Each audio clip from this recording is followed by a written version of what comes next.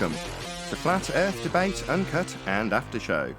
I'm your host Nathan Oakley, and if you are new to this channel, or you've not done so already, then be sure to subscribe, hit the bell notification icon and join button if you'd like to become a Nathan Oakley 1980 channel member and keep up to date with the Flat Earth Debate. If you would like to support the channel, there is a super chat that runs alongside each of these shows while they premiere, and there's also a PayPal, Patreon, crypto and thanks button in the info box below the video. Speaking of Patrons, I'm going to do a quick shout out to all of you who do support me on Patreon, so a massive shout out of thanks and appreciation to Flat Earth Sage, Goldie McKiernan, Phoenix Rising 86, Retro Bill, More Books, Cannabear, Fibre Oats, who's going to get a shout out later on the live show, Michael Kahn, Rob H, John Kays, Patrick Gunnels, Banter, Will Brax, Troy Shuker, Hairy Blade, Mobile Max 777, Neo the One, Rob W, Open Minded, Reese Pound, Dale West Watson, Maria Neelands, Unbelievable Productions, Blue Ridge Ranger, The Real Gabster, Liam Nodrick Jr., Abraham Mohammed, Adrian Quintana, Skeptic 936, Life is Short, Texas Mike, and David Wayne Foster. So I may as well, as I've mentioned it in the shout-outs for all of the patrons, do a proper shout-out to Fibre Oats, who's entered a new endeavour doing artwork. And he said, if once I've got my online shop together, can you do me a shout-out? His online shop being a proper www dot with his name attached to it rather than his Etsy shop.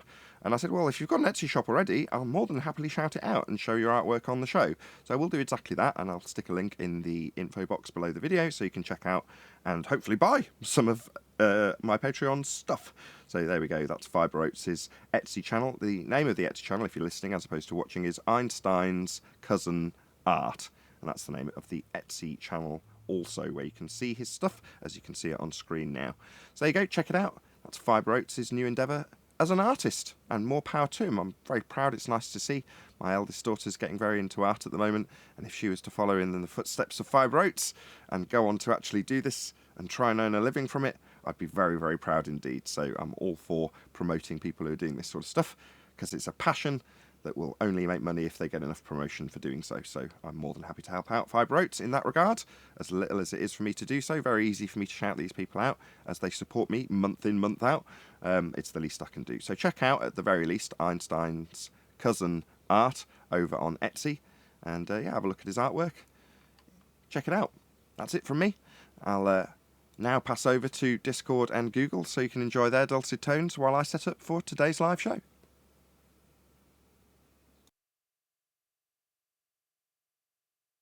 We're going to quick sound check from Discord. Can someone just say hello? Hello.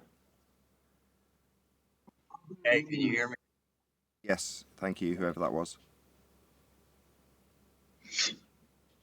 Dang. Thanks, dank, and obstructed. Or is that what it says? What's your name Dang. today?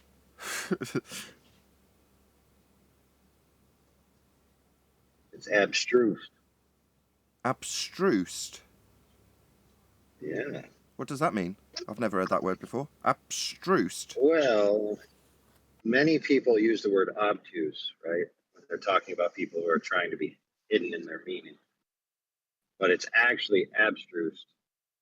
And they just used obtuse because they couldn't pronounce abstruse, and it just became common parlance. So abstruse means hidden, and obtuse means pounded out flat. So abstrused. Okay. Right.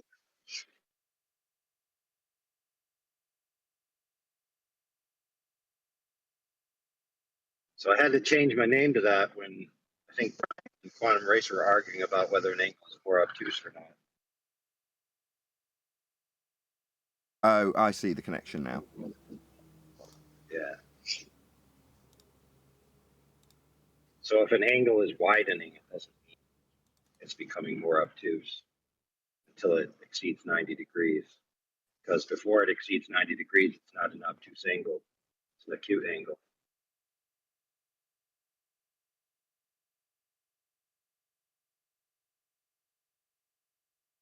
So, you know, if it's less than 90, if it's 70 going to 80, it's not necessarily becoming more obtuse unless you use that term where it's being flattened out.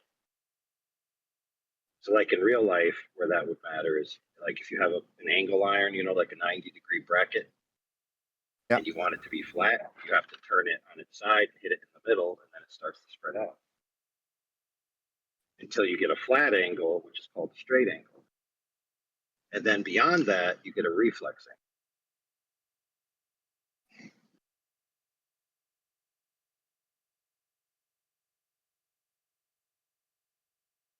I see. Now it all makes sense.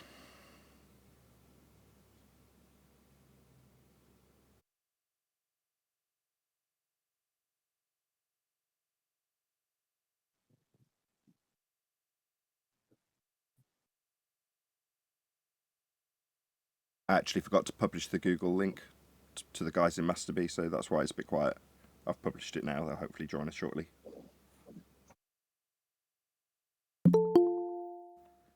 Right on cue. Hey, 10th.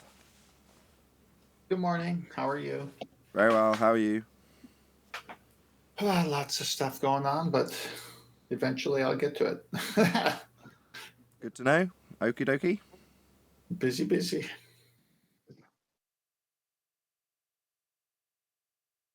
Just us so far? No, there's people in Discord chatting away. Or they were. Oh, Two of you hi, guys. Discord.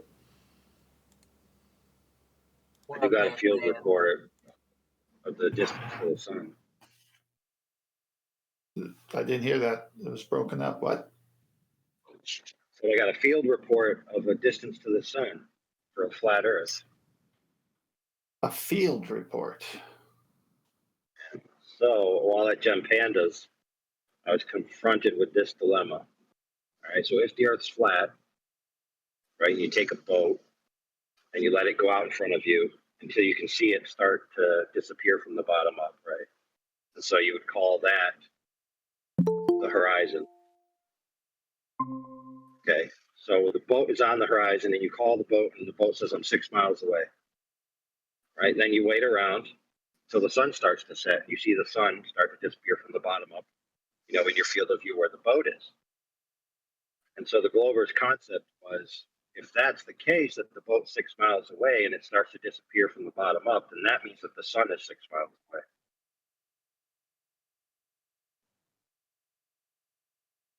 Because it's disappearing from the bottom up at the horizon, and you already verified the horizon is 6 miles away. Therefore, logically, the sun must be 6 miles away. No, not at all. If you've got a statue in your garden and you put a garden table in front of it so it obscures it, right? Or a solid box in front of the statue. And as you lower, you can see that the statue's obscured by the box. But then beyond the statue, yeah, you've got a hill falling away from you, and then there's something else in the far distance, a lighthouse in the distance. And you lower your position and the lighthouse also drops behind the box or table. What does that mean? Because it's obscured at the horizon that you've put at the distance that you can physically measure with the tape measure, that the thing in the distant background, when moving your position to make it obscured, does that put it at the same distance? No.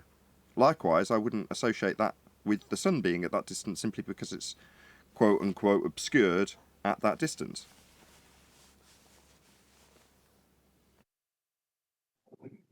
Yeah, and I gave him a similar setup with a truck that was in the front of me, and then a tree behind the truck, and a hill behind the tree. And they couldn't get it. Even Gem Panda himself was involved. And they were arguing, well, the flat earthers say that it's only distance that causes the bottoms of things to disappear. And I was like, what? Who says that?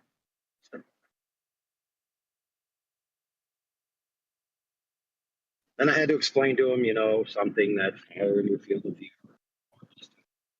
is the same angle or even has a chance of being blocked by something in front of it, et cetera, et cetera. And keep in mind, obviously Gem Panda has his ways, but he really seemed befuddled. Like, either he hadn't been paying attention for the past 6 years, or he's suffering from a brain injury, or denial. I don't know. Or all of the above. Who knows?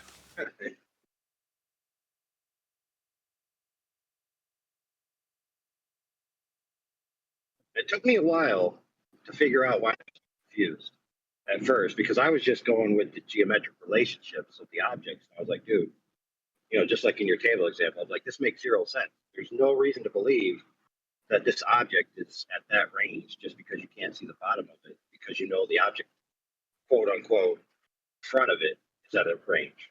So that's the problem. You see, on a flat Earth, if the Earth was flat, like perfectly flat, and the horizontal out from your feet is a straight angle, right? No deviation, a horizontal plane. They still think that it requires physical obstruction for the bottoms of things to be missing. So they think that an infinite straight angle plane going out from your feet in all directions would physically obstruct something that's above it. Yeah, because they're locked into orthographic Muppet vision thinking, aren't they? Yeah. So you remember when Quantum Racer said, and I just played this over at the other channel I was in, he's, when he did his first couple of real concise presentations on the Black Swan, and he was like, oh, in 9 months they'll get this. And then Chocolate Sand was like, no, bro, it's going to be 2 years before they get this. Right? And how long has it been? It's like, I said they'll never get it. They're suffering from severe dissonance about how to think about these problems. I don't think many of them will ever get it. It's like, no matter what, they're stuck with this base axiom. Bottom of thing missing, therefore must be physically obstructed. They can't even set up a thought experiment without that premise included. It's pretty sad that they lack the imagination. The argument was if the horizon's refracted, it's not geometric, right? And their claim is a geometric claim. So it took 2 years of us going through the Black Swan over and over and over again without actually moving on. And they didn't get it at the end of the 2 years. But then they were forced to get it, so to speak. Now that we're at the dip angle argument, or elevation angle argument with their dip angle response, because their dip angle's to a geometric horizon. And, as we've said for 2 years, if the horizon's refracted, it's not geometric. Well, what's geometric? It's Earth curve, isn't it? That's what it basically is. That's what they haven't got anymore. Earth curve at a tangent point, blocking your view physically. And they've refracted it. Well, they thought they were doing something good by refracting it. They thought they were getting around the Black Swan when they barked refraction at us. We're like, no, you're undoing your own geometry. You can't claim it anymore once you've said it's refracted. So the first thing they get to, they can't claim it. That's where they're at. So what are you going to do now? You've told us it's refracted. Now you're going to need to employ some geometry. How are you going to do that with a bent line? You can't. It's over. It was over in 2020. They just didn't realise it. Now it's starting to sink in because we laugh at them when they say, which horizon are you going to be correcting from? Oh, Earth curve horizon. The one with the tangent to it, the straight line to it. I'm afraid not. 2 straight years of you telling us how bent that line is. No. You just didn't realise how stupid it was to bend the line that your bloody model relied upon.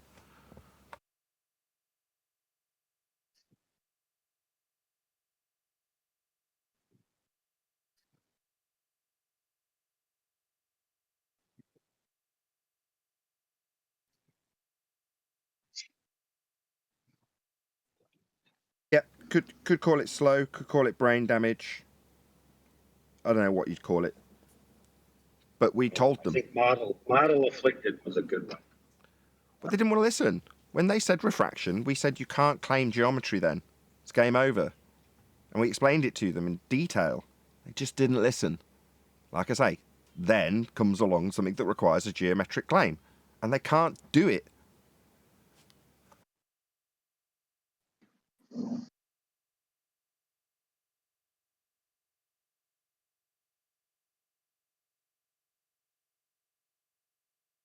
If it's not sinking in, for those of them that are a bit more intelligent, you think, well, there's literally no hope for you because you are in fact stupid. There's no other explanation for that. It's just stupidity if you don't get it at this point. Hoymar tried to get around it and manifest a non-visible horizon from a refracted position when he was here last talking about dip correction. And his sort of response to it was, yeah, I'm manifesting a horizon that doesn't exist. That was his response to it. We all laughed at him.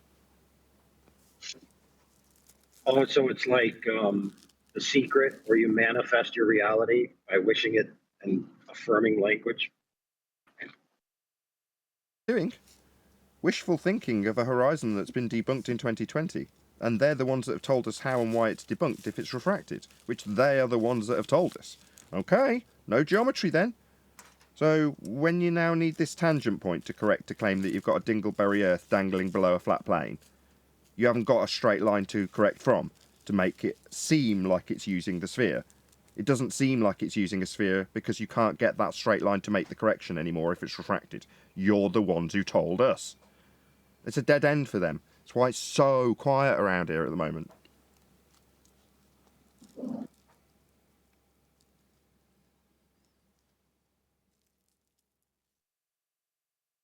Let alone the definition of an elevation angle.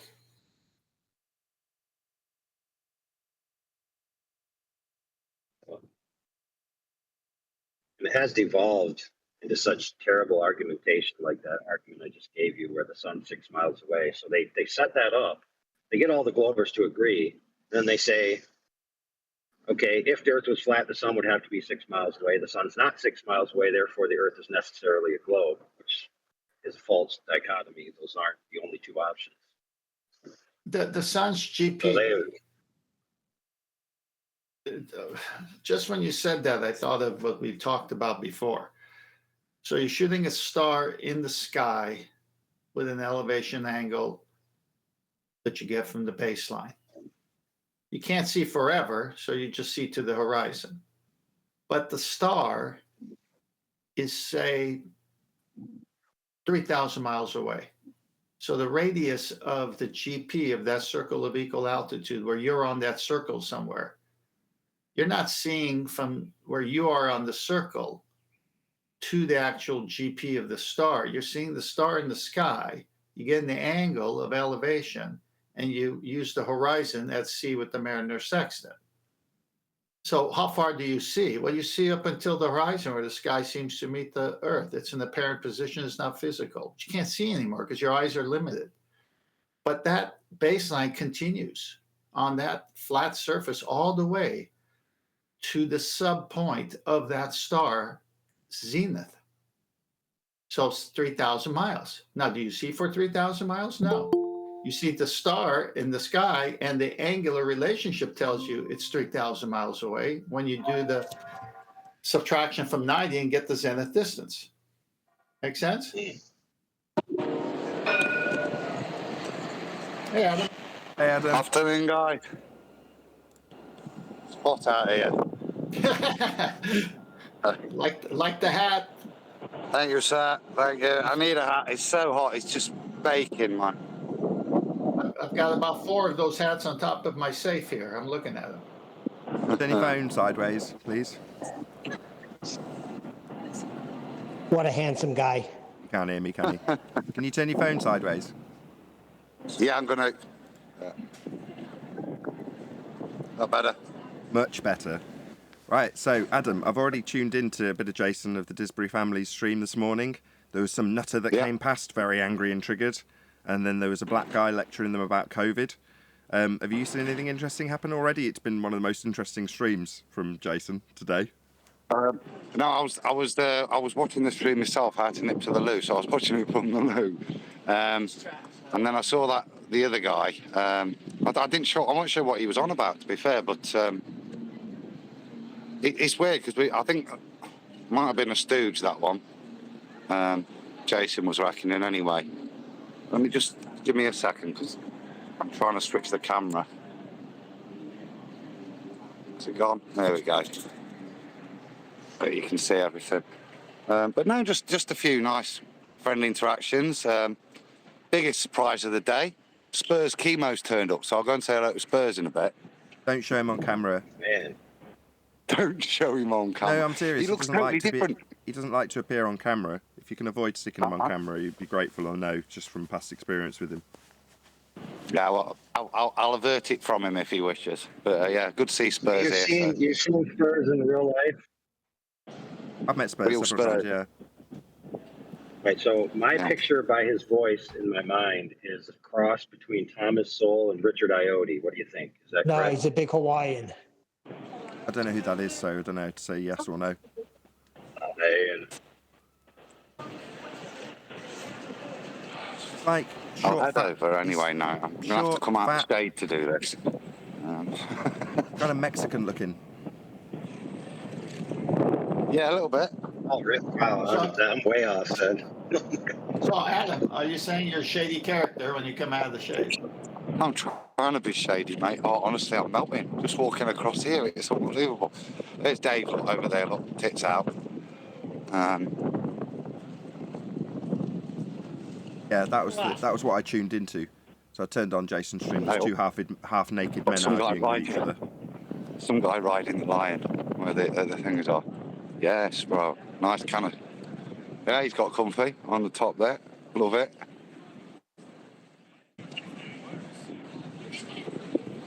So let's try and listen a little bit. We're living on a rock that's turning. No, we can't hear each other. Before we get to that, we can't hear. I'll say that now you're asking me to theorize about something that I can't fix. Like I think it's about Right. I see a light in the sky. It's a certain size. I see it travel over my head. I know that if I travel to the equator or different parts of the earth, I have a different experience of it. But I also know that's the same between if I put a light in the middle of a stadium, a big stadium, and you move from to the front or the back of the stadium, your experience of that light would alter through the course of that. And that's what we can observe in terms of the sun and so on. There's lots of things that don't work with the globe model, the way that the sun would be shining at a certain place. I mean, in this country, in the summertime, it's like an 18-hour day. In South Africa,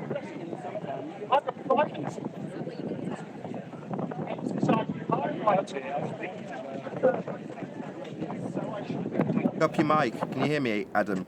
Cup the mic Yeah. with your hand, like cup it. Is that any better? Yeah, it'll just stop the wind noise, and then we can hopefully hear him if you get a little bit closer. I know you're probably right on top of him as it is. And I can make that much bigger, a bar, and lake, and all these sorts of things. And every time I get the results, it's like the water. So if I took those pools of water, and I'm going to wander over and just check if Spurs is called. Spurs. I got Ron Nathan's now, and he says you don't want to be seen. oh, I don't mind. He don't mind. He don't mind. People have been guessing what you look like. So this could be a big reveal. Can we get a super chat? Can we get a super chat we're not on live what yet. prediction? Yeah, we're not live yet. Oh right. Well, I'm not doing it till he's live. Oh, okay. Oh, Gem's here. Gem Panda. There you go. Close up. Oh my goodness. That you were telling lies. I thought that was worth pointing out. Okay, you're telling lies. You don't have peer-reviewed scientific cases at anything. That's bullshit. I don't care. You made that up. I'm just pointing out where you're wrong. You lie to the public. The whole basis of your thing is that you're angry that people are being lied to. So I'm pointing out that you're doing the same thing. You were angry with me. You turned to me first. I didn't speak to you. You spoke to me. And you were angry and aggressive. I know it's not a spinning ball. I'm just returning what you did. And I know the I'm doing evidence it a is bit more. contrary when you examine Yeah, it. you tried to frighten me off. It didn't work. Did it? But why are it's you fine. lying Just to be me? Sorry? Why are you Just be civil about There's it. only one person. I know. Here, isn't there? I'm using an example. Yeah. Well, that says We a lot. can be civil about That says a lot, doesn't it?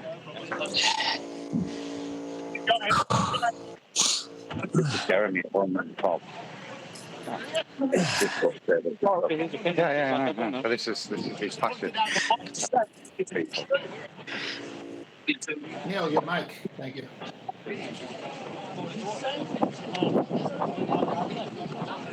Peer-reviewed scientific paper. he said he can zoom in on a ship, and when he does, it reveals more of the ship. That is no. Show us where that's true. There's no observation that shows that. There's observations that show we can't see a ship. Oh yeah, he's a left troll. And now we zoom in, and now we do see a boat. But there's no observation where you see more of something as you zoom in.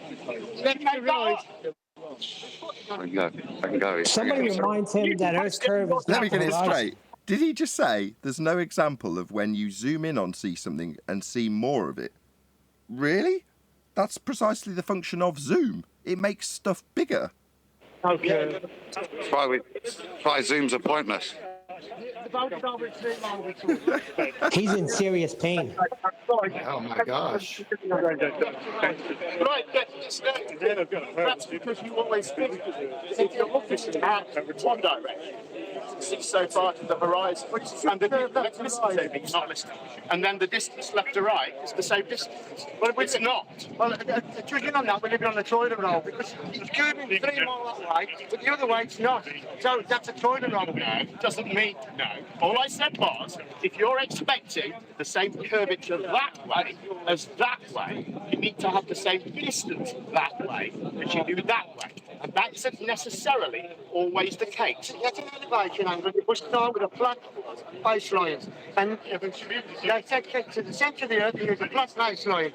You always start with a flat baseline to navigate. You always do. Couldn't just move over here. Don't move. He's putting the black swan to him. Yeah, do you want it? Speak to him, 'cause it's a bit loud. Go on. They're not keeping up with the flat earth debate, that's for sure. Well, Kevin, is it? I don't care. I haven't done the book. Absolutely. No, I've read the books. Just know what is mainstream. Right. Do you want to say hello to Nathan? Hey? Do you want to say hello to Nathan? Hello, Nathan. There you go. Thanks, Do you want to speak back anyone, or I can communicate? Put the black swan to him. He's just talked about Earth curve bending left to right. Right, yeah. So give me your biggest fact that you say that we can't do. Well, the measurement system. What measurement? Geodetic survey. Geodetic survey. Hundreds of thousands. Sure, Taken over the last 300 years. You're already moving on to something else. I wonder why. Is it because you don't really know about geodetic surveys? Yeah, I don't know about geodetic. Right, okay. All right, let's move on to something else. Well, We've got a We're just question ignore here. the hundreds of thousands of measurements. We've got a question related to your claim. The distance of the sun. Oh, they don't want to go. So, I'm not going to do Jez is going to have a go. Go on, have a go. Come on, have a go if you think you're hard enough, Jem. Well, these are daily acclamations. No, they're not, they're Nathan questions. Oakley and his disciples They're questions. can affirm their belief every day to him. Every single day, religiously, for the last few years. Yeah. They say these every single day. You got an answer to him yet? The purpose of these is to shift the burden of proof from their stupid claim to basically bamboozling people in the street who won't be able to produce evidence for all of these things. Why not? Well, Why most of it's wouldn't they be about- able to, Jem? Because Why not? Because people are in the street and they shouldn't be able to. Could you produce and some drawing evidence? conclusions from the fact that they can't is just deluding yourself. Their claim, so they can't prove their claim. That's what you're saying. I'm saying if you come across people in the street and ask them this series of malformed questions, they are not going to be able to respond to them. They're not. And if you draw conclusions from the fact that they can't, then you are deluding. Can you give us answers to these questions? I've told you, these are Nathan Oakley's daily acclamations, so that he and his disciples, including you, can affirm their belief to him. And they are, and they're a shifting of the burden of proof from your crazy crap to making me establish your thing to be true by me not being able to establish some factor of mine to be true. So that's how you reconcile not being able to answer the questions to yourself, is it? I didn't say I couldn't answer the questions. Could That's you, the though? other Do you thing wanna have a go? guys, that's the other delusion. Do you wanna have a go? There's multiple videos addressing these questions directly. Oh, brilliant, then. You guys just pretend. Why haven't you ever provided them, Jem? Magical questions that just can't be answered. They're not. They're just dumb questions. Is that it? That's it. That's it. They're just dumb questions, guys. So how can we have gas pressure without a container? That's the assertion that the sky vacuum in the heliocentric model violates the second law of thermodynamics. According to Jem, that's based on his claim that the sky is a vacuum. That's just a stupid question. That's his answer. When asked, how can you have gas pressure without a container? Just a stupid question. Just a dumb question, guys. Ask him directly, even though it's written down. You haven't directly put anything to him, Adam. Ask him how you can have gas pressure without a container. You're asking me for stupid things. I'm asking you about it. I'm asking you about it. You're ignoring. Why are you so angry? Why are you so angry? I'm not angry today. Why don't you stop? Don't be so angry. It's such a waste of energy. Okay. So how? I'm not going to get in here. I'm not going to get in there for the moment. I'll come back. I think Jez will be here for a while. But so Jolly good. I'll Good on him for going out there. Because my phone screen is just on fire, so I'm going to have to go and chill it down for a minute. Make sure you give him props. And come back. Make sure you give him props for getting out in the heat. Jem Panda, that is. Yeah. And everyone else, for that matter. Right, I'll see you in a minute, guys. Bye. Excellent. Good Thank work, you, Adam. Adam. Good work. Hey, what I take out of this is he's in serious pain. He's in serious pain, that man. Yeah, he's flipped it around to say that rather than being questions that challenge his claims, he's saying that they're flipping the burden of proof onto us proving our claims. Yeah, we ask you to prove your claims with those questions. It's not that we're diverting away from our claims. We claim you can't get an elevation angle measurement from a curved baseline, because you can't. That's one of our claims. It's not been addressed. Meanwhile, there's plenty of heliocentric claims like sky vacuums and Earth curve, which we debunk by asking poignant questions that show how we haven't got Earth curve and how we haven't got a sky vacuum. But they're just silly questions to him. Well, they're questions about his claim of a globe Earth. Silly, according to him. Well, you know what else he did? He made the audience, the people on the street, as stupid people. How can you expect them to know these things? Listen to what he's saying.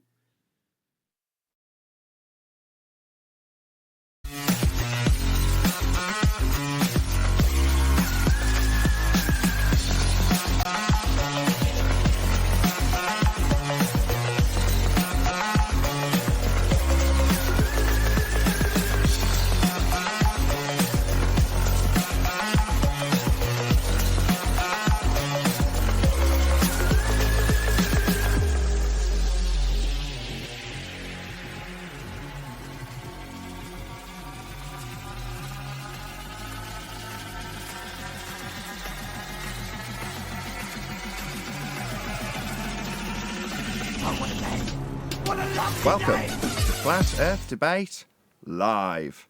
I'm your host, Nathan Oakley, and if you are new to this channel, or you've not done so already, then be sure to subscribe, hit the bell notification icon, and join button if you'd like to become a Nathan Oakley 1980 channel member and keep up to date with the Flat Earth Debate.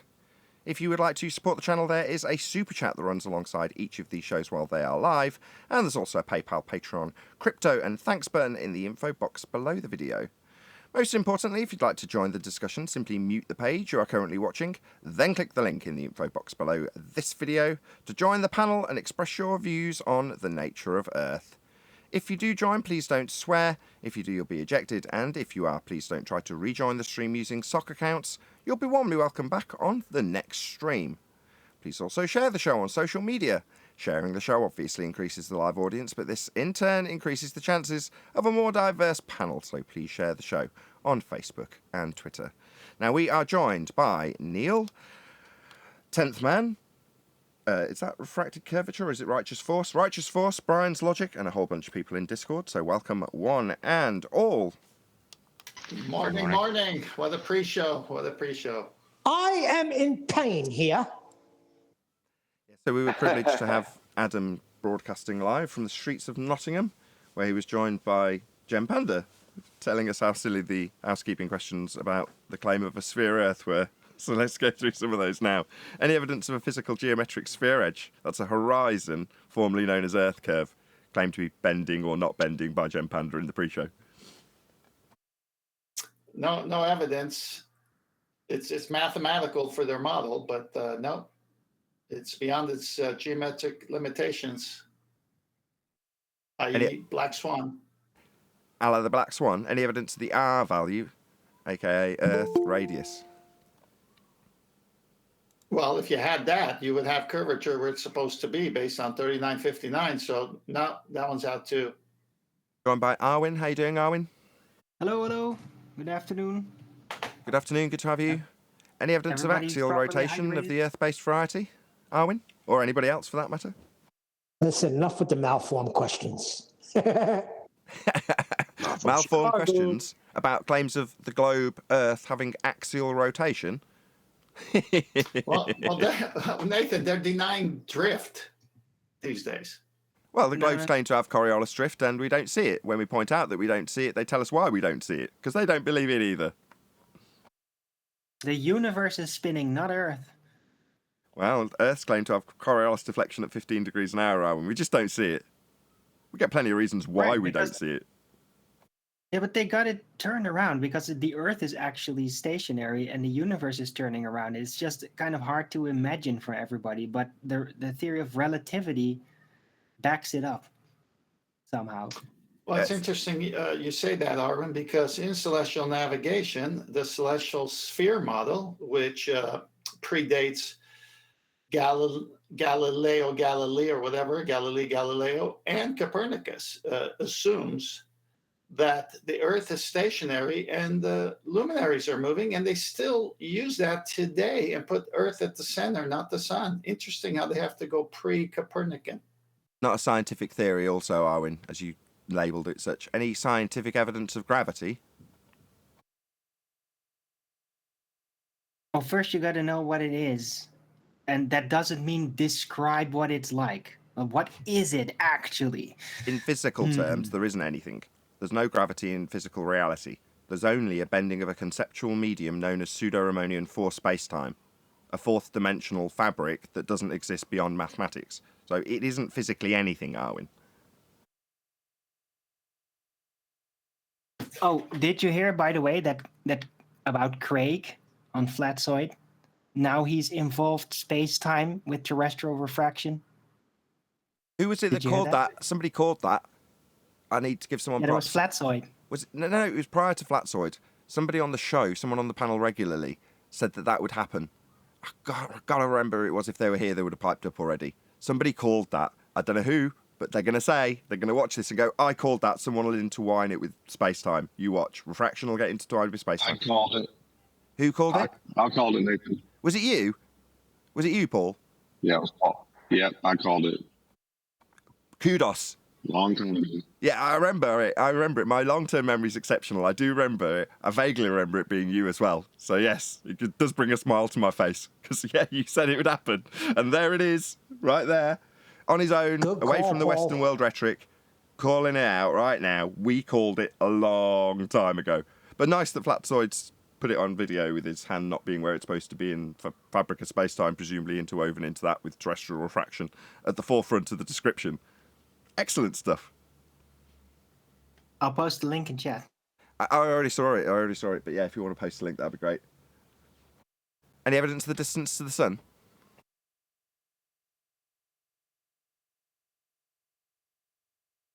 It seems very close. But No, maybe it that's doesn't. just the heat. It seems higher in the sky. It doesn't seem any closer than it ever does ever. I don't know, man, but it's like a relative distance. It's not an actual distance, and it just seems closer. So you can't say I'm wrong. Yeah, I can. Relative to what? In the sky when there's nothing else around it except for some clouds, which it's definitely beyond. Relative to the impression it makes on me. No. Okay, that's not good enough, no. Any evidence of a self-perpetuating molten iron core at the centre of a presupposed spherical Earth? Before you leave the sun point, there is only an angular size measurement of the sun. There is no known location or distance or size of the sun. You can't measure its actual size because we don't know where it is or what it is. Well, in All the we words have of is an angular size. In the words of a illustrious, sexy Irish womanizer, they can't have that angular size in the globe Earth model. No, but what they can do is take the angular size of the sun from a flat plane. not right, from a flat Earth, and then assert that the sun is a certain size and distance that matches that angular size. And they can do the same then with everything else. Hey, Brian, how come they say it's 400 times than the moon and give it the distance then? Well, it's just a distance. It's like they just gave it the arbitrary distance based on the sun's and the moon's angular sizes, the average angular size of the sun and moon. They just gave arbitrary distances and sizes that match the sun being 400 times the size of the moon. It's probably 400.5. That's what I reckon. But that's what they do.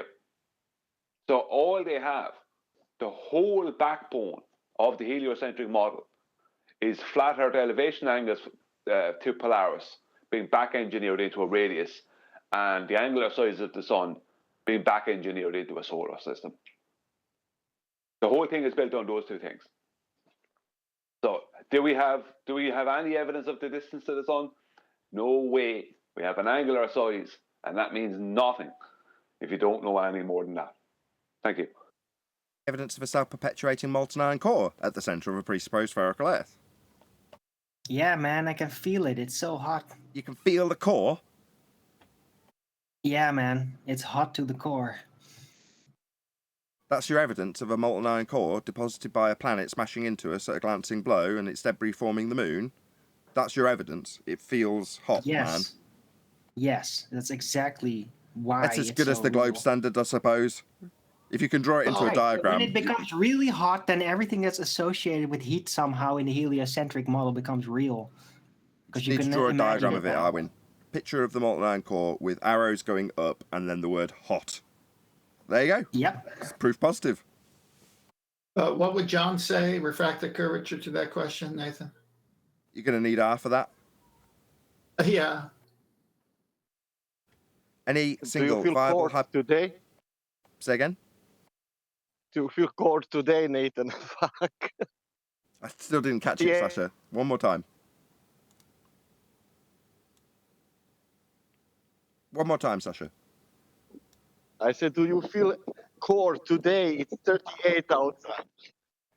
I don't know, I just feel hot. I don't know about feeling a core. It's very hot today here in the UK and across Europe for that matter. So yeah, it's very, very hot here. Hotter than ever, in fact. Anyway, moving on from the molten iron core and Arwin's evidence that it's hot currently, proving the molten iron core, not in the slightest bit. But there we go.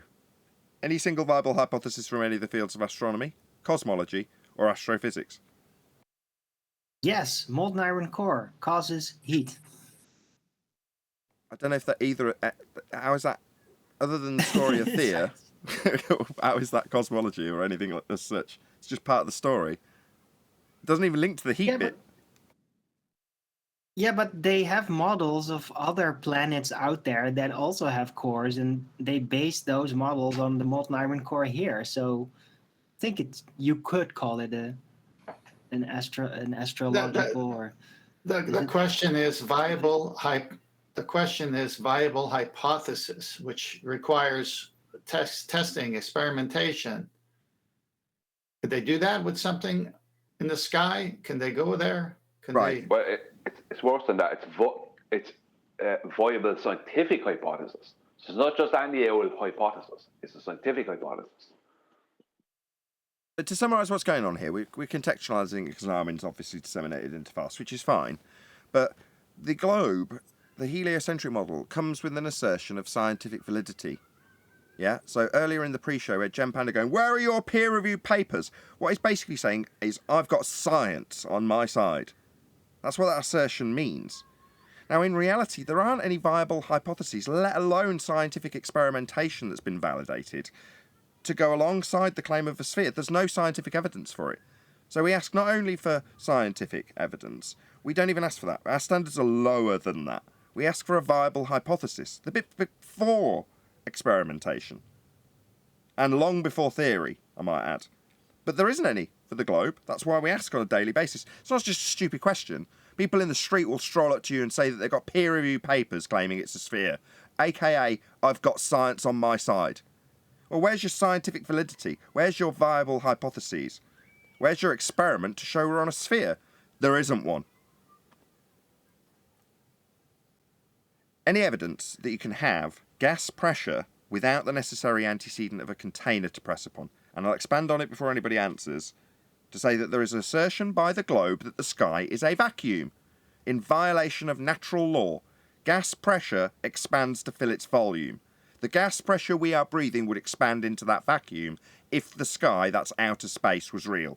It isn't. The sky is not a vacuum. You require containment to develop gas pressure, and we're breathing it. Ergo, space is fake. Is there any evidence that you can have, as asserted in the heliocentric model, gas pressure without containment? Well, containment Space-time, or Nathan, limited space-time. available volume, right? Sorry, Either could space-time. work. Hold on, I've got an answer for Arwin. Sorry, do you want to expand on that? Boom, boom.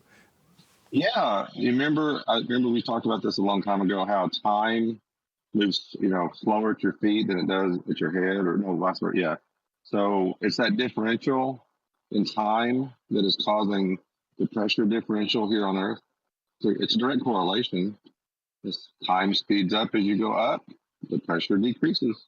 Perfect correlation. So there you go. Time is a description. It's a conceptual idea of how things move forward through the fabric of time. That conception isn't a physical reality that you can show me. You can't show me time. Likewise, to juxtapose that for somebody to digest it as conceptual, if I describe how the time dilation occurs when traversing wardrobes, you would appreciate that that is a bastardization of a conception that is time, because time doesn't dilate or bend or in any way change when you traverse the wardrobe. And likewise, when you traverse space-time, a fourth dimensional mathematical description, it's just strike that. We don't traverse conceptual mediums. Therefore, the conception, description of how time interacts with my feet versus my head is nonsense. It's also a reification fallacy, because concepts don't physically do things. That's a reification fallacy, Paul. So no. Okay, let's go in a different direction then. Okay, you got me there. Well, space curves more towards the ground than it does up in space. So it's the curve of space that is the cause of pressure differential. If you're going to move from the fourth dimensional space-time into the Euclidean three space of length, breadth, and depth, you're saying that the dimensions we describe things in physical terms, length, breadth, and depth, that conceptual grid bends. Is that what you've just said? Because you've moved from four space to three space and said it bends. That's what I've been told. Space bends. It curves less or more towards the ground than it does up in outer space. It curves less. Sorry, no. So now you've moved back into four space time bending. No, that's a conceptual medium described in the mind's eye of Einstein as length, breadth, depth, and time, and the fabric thereof bending as a result of the uneven distribution of mass, whatever the hell they're describing mass as. But either way, that's a conceptual medium that's bending. No, that's not physical reality. Back in circles, it seems, Paul.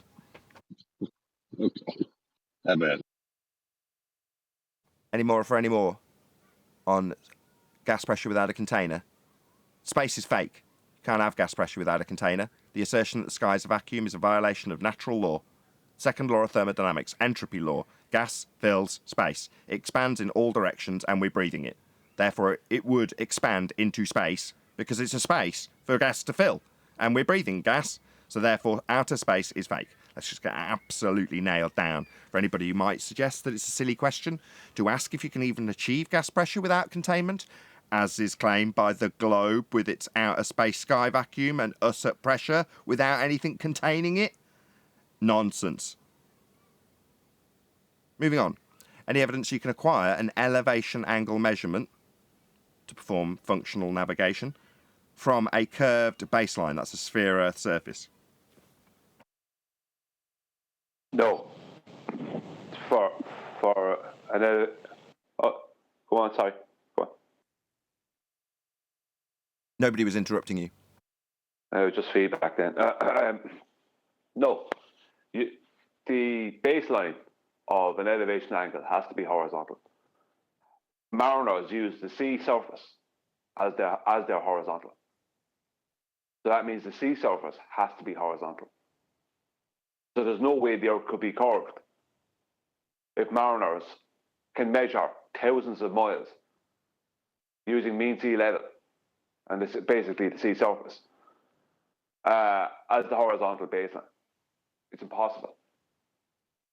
So no, you can't get an elevation angle off a curved surface, because you can't. You won't ever have a 90, so you don't know what your elevation is. Perfect. That concludes the housekeeping questions. Right on cue. Adam's now out on the streets of Nottingham, getting an excellent view of everyone's shoes, which is what we need. Don't know if you can hear us. I'm just having a laugh with people. So he's there with little quite bit a few, going off. few known names, I just right? thought. Can you hear me? Yeah. Yes, Sorry, we I'm talking can. through you. Sorry, Adam. Go ahead. Sorry. Yeah, it's just heating up a little bit. Dave's having a good few chats. Building crew over there having a good natter. He's, to use the old pool ball analogy, why is it if everything else is round, the Earth has to be round when he looks up? But I thought I'd introduce the Spurs if you wanted. So we've got Spurs Chemo out in Nottingham today, along with Adam. Check out that t-shirt. What's it say? Nice. All right. Just say hello, guys, up front to Flat Earth Debate. And then this is the money winner, because we've hopefully had some super chats on Spot Spurs. For some reason, mate, that people want to know what your gorgeous face looks like. So. Put down this way. Yeah, well, I keep following. Yeah. No, do you want to say hello? You all right, guys? How's it going? Yeah, he'll shout back. Can you put him on camera while his mouth moves? Can I what? Put him on camera while his mouth is moving. I won't be able to hear them then. All right, mate. Yeah. They're not sure. Spurs. Hello, Spurs. Hey, how's it going? Very well, Spurs. Good to have you. You debated with anybody today yet, or have you just got there? Yeah, I've had a discussion with this one guy down here who thinks they went to the moon, and I'm just trying to get that through with him. So, yeah. Tell him outer space is fake. Gas pressure without a container I isn't have been possible. telling him that space is fake. He's not having it there.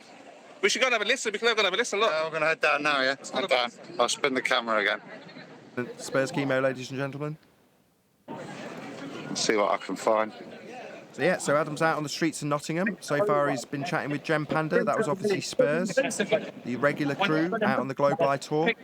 Broadcast daily currently on the Jason of the Disbury Family channel.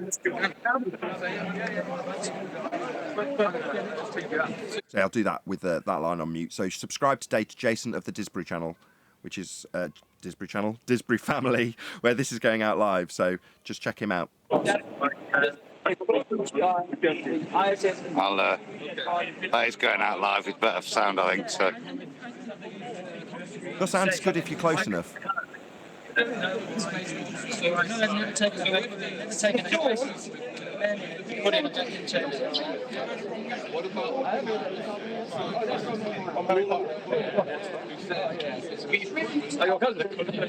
Adam. A few lads to tap the face. Yes, mate. Can you just, for our benefit, I'm going to put you right on the spot, I'm really sorry. Can you collar a couple of them that aren't listening to this guy and just ask them a couple of housekeeping questions? Just see how you get on. I know you're going to have to be brave and take charge and all that. Just be confident. Yeah. Ask that dude, the guy with the bottle of water, blue t-shirt. Yeah. Hi, guys. We're streaming live on YouTube. I wonder if it'd be possible just to ask you a question or two. They're in front of you. Is there anyone you'd fancy a go at you think you know?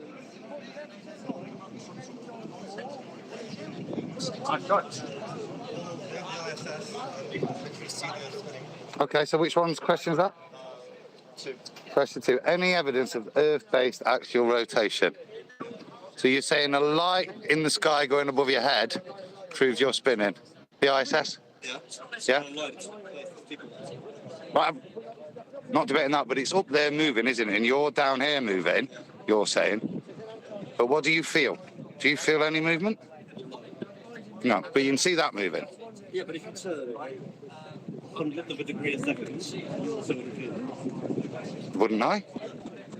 I wouldn't feel it. Wouldn't notice it. Wouldn't feel the change. Turn slowly enough, maybe.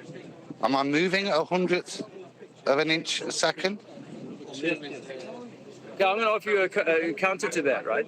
Let's just say we're moving at 1 degree a minute or 1 degree an hour, 5 degrees an hour. Let's just say that. Big rampage, mate. Would it make any difference to you if you were the spindle of the clock or at the extension of the arm of the clock? Would it make any difference to what you felt in terms of that journey? Just imagine the center of the clock for all the hand space. Yeah. You're asking if it matters whether you're at the very end of the hand? Yeah. So if you were at the very center, then it would move very slowly for you. It would take an hour or a whole day if you were the hour, 12 hours to turn around, right? Yeah, but it will take 12 hours no matter where you are on the hand. Agreed. However, if I'm standing in the spindle, the air resistance and the movement is very small. But if I'm standing at the end of a 4,000 mile minute hand, the resistance and the air movement would be different. Would you agree? Yeah. Okay, so when people talk about the angular change of the globe, they always forget that they're taking it from the spindle rather than from a 4,000 mile arm of that clock. And at the 4,000 extension, it may only be a tiny amount, but the winds associated with moving 1,000 miles in an hour, very different from moving just a tiny little bit in an hour if you're in the spindle, right?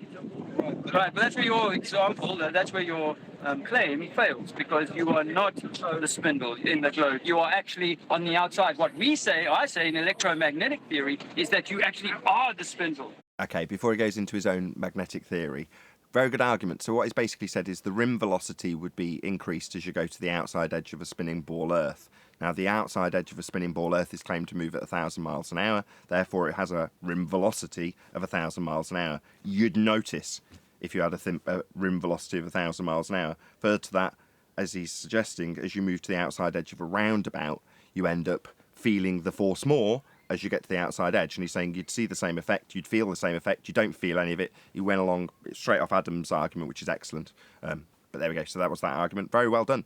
Not bad at all. Let me put you some numbers on that, yeah? So, because you were saying about a quarter of an inch a second as well, 1,000. Yeah, I know.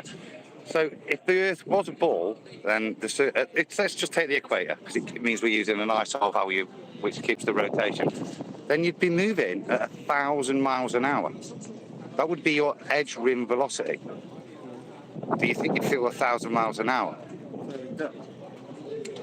So, can you see the difference in what you thought you were experiencing at 1,000th of an inch a second to 1,000 miles an hour? But again, so now your vestibular system should pick it up, shouldn't it? Yeah, but again, it's... You're saying you'd be able to feel if the Earth is moving. I'm saying... Since we can't, that means it's flat. No, I'm saying that relates to rotation, doesn't it? So his claim was, is the Earth rotating? He said yes. So I'm saying... I don't believe it's rotating either. That's the point. I'm saying that the evidence... Yes, that's one reason. Right, so do you think Mars is also flat? No, Mars is a light in the sky. Right. So, since a Mars rover is also on Mars, if it could feel the rotation, it would Mars. thrown off the orbit. Give me a sec. So, if the Mars rover wasn't made to have to resist any of that, we weren't made to resist any of that because we can't feel it simply because, if we could, things wouldn't be able to be alive on the planet. The gravity would have to be a lot stronger to keep us on here, but it's the perfect strength to fight against the rotation. That's just how planets work. That's how planets work. Okay, so where this planet is, where is it? How do you get to this planet? No, Mars, you said. Mars. And where is it? How do you get there? Where? In space, yeah? Yeah. So you believe in the vacuum of space? Do you believe in the vacuum of space? That space is a vacuum? Well, it's not. It's a space-time space. It's space-time. Sort of vacuum. Well, it is what it is. Well, it's 10 to the minus 13 torr, isn't it? Yeah. So like 1 atomic molecule per cubic meter. So basically a perfect vacuum. Yeah? Okay. Oh, if you're on about like the lack of anything in space. So I'd like to just bring you to this question, okay, which is any evidence of the vacuum of space? So how do you have gas pressure without a container? Because you just talked to me about where all these things prove your viewpoint. But I'm saying to you that this place that you're saying it's all happening is a physical impossibility. It's a violation of the second law of thermodynamics. You can't have gas pressure without containment. Any gas pressure. Yeah. What's containing them? Gravity. Gravity. And how does gravity contain things? It's got a pull. It's got a pull. So if we explore the behaviour of gas, yeah, where within gas pressure is the effect of gravity expressed? Where does gas go down, go boom, boom? Described. Random directions. Based on the last collision. Yeah, there's no downward bias then, is there, to a gas collision? There is. A tiny. No, there isn't. There. Could you provide some evidence for that? A problem. If you're going to talk about space in general, Mhm. understand that not everything's proven, things are still being studied. Even a lot of theories that you'll believe in, even a lot of theories that I'll believe in, aren't proven, can't be proven. That's fantastic. I totally agree with you. And that's what we're highlighting to you. It's exactly what we're highlighting. That's what I think. Everyone is allowed to have their own beliefs, which is why I will never argue with you. I don't want to argue with you. I don't want to argue with her, just share some knowledge. I don't want to, because we have to get back Okay, darling. My food's made of leather, and I want to go inside. It was a pleasure talking to you. Have a great day, guys. Excellent. Right. That's another level standard right there. So kudos to Adam. That was absolutely fantastic, right? That's a Flat Earth Debate team member out on the streets asking a guy how you can have gas go down, go boom, boom. That's right, because he had a reasonably coherent knowledge of the heliocentric model, which took him to the assertion that gas is pulled down by gravity. Gas go down, go boom, boom. Nope.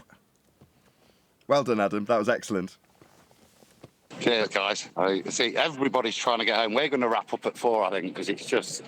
I mean, look, I've never seen Nottingham so dead, so... Yeah, it's like we'll probably midday hang on sun. for a few hours. What time are we on? Well, I'm going to stay on for another live half an hour. Cool. But then that's probably going to be it, because it's so blisteringly hot in this room right now. Not that my audience cares about my comfort level, but there we go. Give me 5 or 10 minutes. I've got to get my son out the phone again. I'm going to grab a drink, and then I'll drop back in. That's perfect. Thank you so much. You're doing a wonderful job, by the way, Adam. Kudos. Cheers. I was a bit nervous. It was like I was thinking, oh.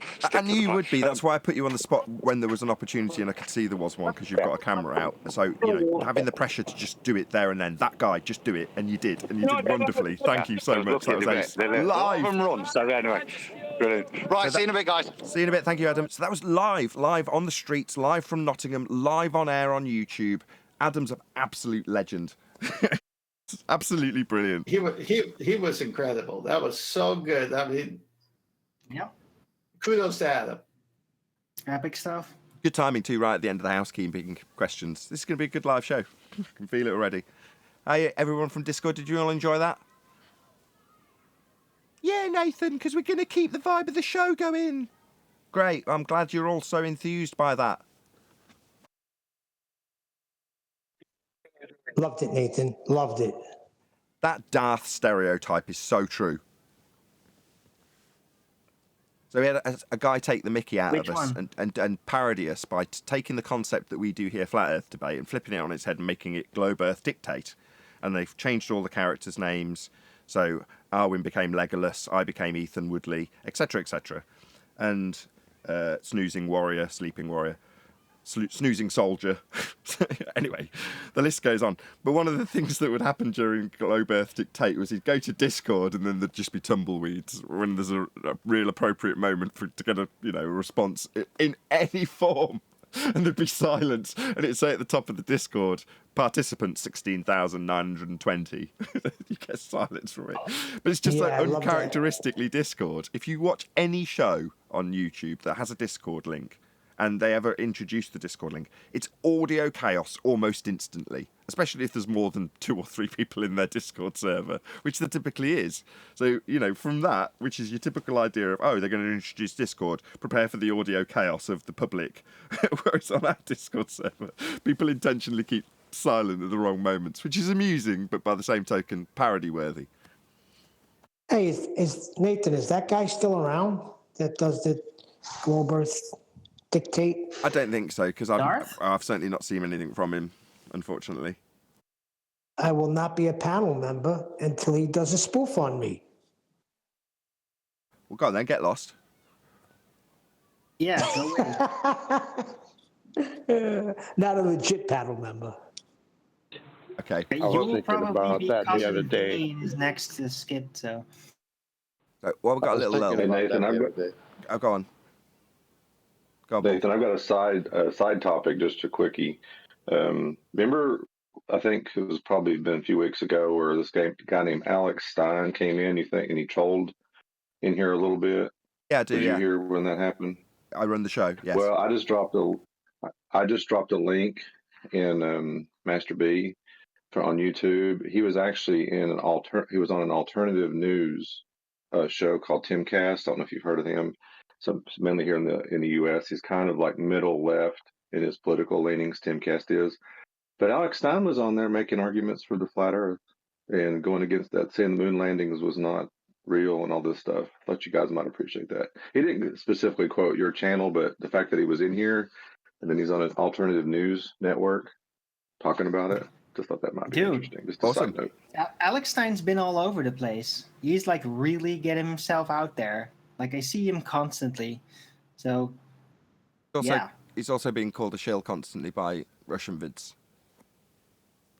Right, which is a good sign. Because if he Good sign. wouldn't, Well, then I'd be worried. Well, here's the thing: if you watch this interview, it's about 25 minutes or so. He doesn't sound like a shill. I mean, unless he's put on a good act. They But never you guys do. can make the determination yourself. That's just what they want you to think. Cool. Yeah, shout out to Alex Dean if he's doing a good job. I remember a quote from DITRH, the real Dearth, and somebody was interviewing him, and they were talking in this particular tone about Eric DeBay. They're saying, look, he's clearly CIA, government-controlled shill. How can you possibly promote this shill? And Dearth's response was, if he's a shill, give me 20 shills. Because he's out there talking about what I talk about. He's talking about flat Earth. Do I align with him on everything? Obviously not. There's plenty I disagree with. This is DITRH, I'm paraphrasing a lot of what he said. But if he's a shill, give me 20 more just like him. Because what's he doing? He's promoting this subject matter to the masses in a more effective way than I am. At the time, Dearth was smaller. I don't know if he still is, probably not, than Eric DeBay. Well, it's like, yeah, that's my attitude. If Alex Stein is out there talking about flat Earth, there's a reasonable chance that as an interaction with Alex Stein goes on to open someone's horizons to that subject, they might come across me.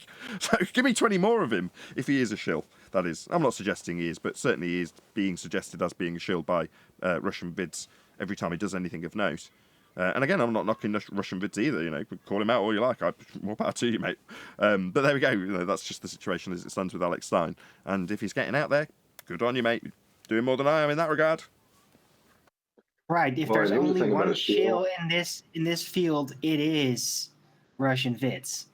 I mean, like he would have to be almost at this point. Well, I think we need to revisit what a shill is. I think sometimes we kind of say it, but we forget what it was. Well, it was the guy back in the day that would be standing outside of a store. But he was paid by the store to praise the thing that they're trying to sell, and it would get other people interested in the topic or interested in the product that they were selling. So I think we need to just remember what a shill is. It's actually, if the government if he's a shill for the government, then it's the government saying that we need to look at this thing. We need to look at this subject, this topic. So it's actually that's actually a compliment. We should say, okay, this is a compliment. They're telling us to question things. Exactly. To follow on from that, Paul, there's been plenty of people in the comments that have been saying similar things. This seems more and more like the government want us to know about this, that it is actually a controlled release, that they are tolerating it. And I've seen other comments where they're questioning how I'm allowed to get away with what I do on this show. I think the comment, to be a bit more concise, if you want to credit yourself for it in the next comment section, was something along the lines of, how is Nathan and team allowed to get away with so concisely debunking the globe on a daily basis if it's not tolerated by the government shills or the government whatever? That's paraphrasing, but it's close enough for the person to have written it to know who they are in that regard to that comment. But yeah, there's a general sentiment that I've always sort of sat on the fence with, but aired throughout the Flat Earth debate, that it does seem that way. There's no evidence whatsoever other than my bloody gut feeling, which means nothing.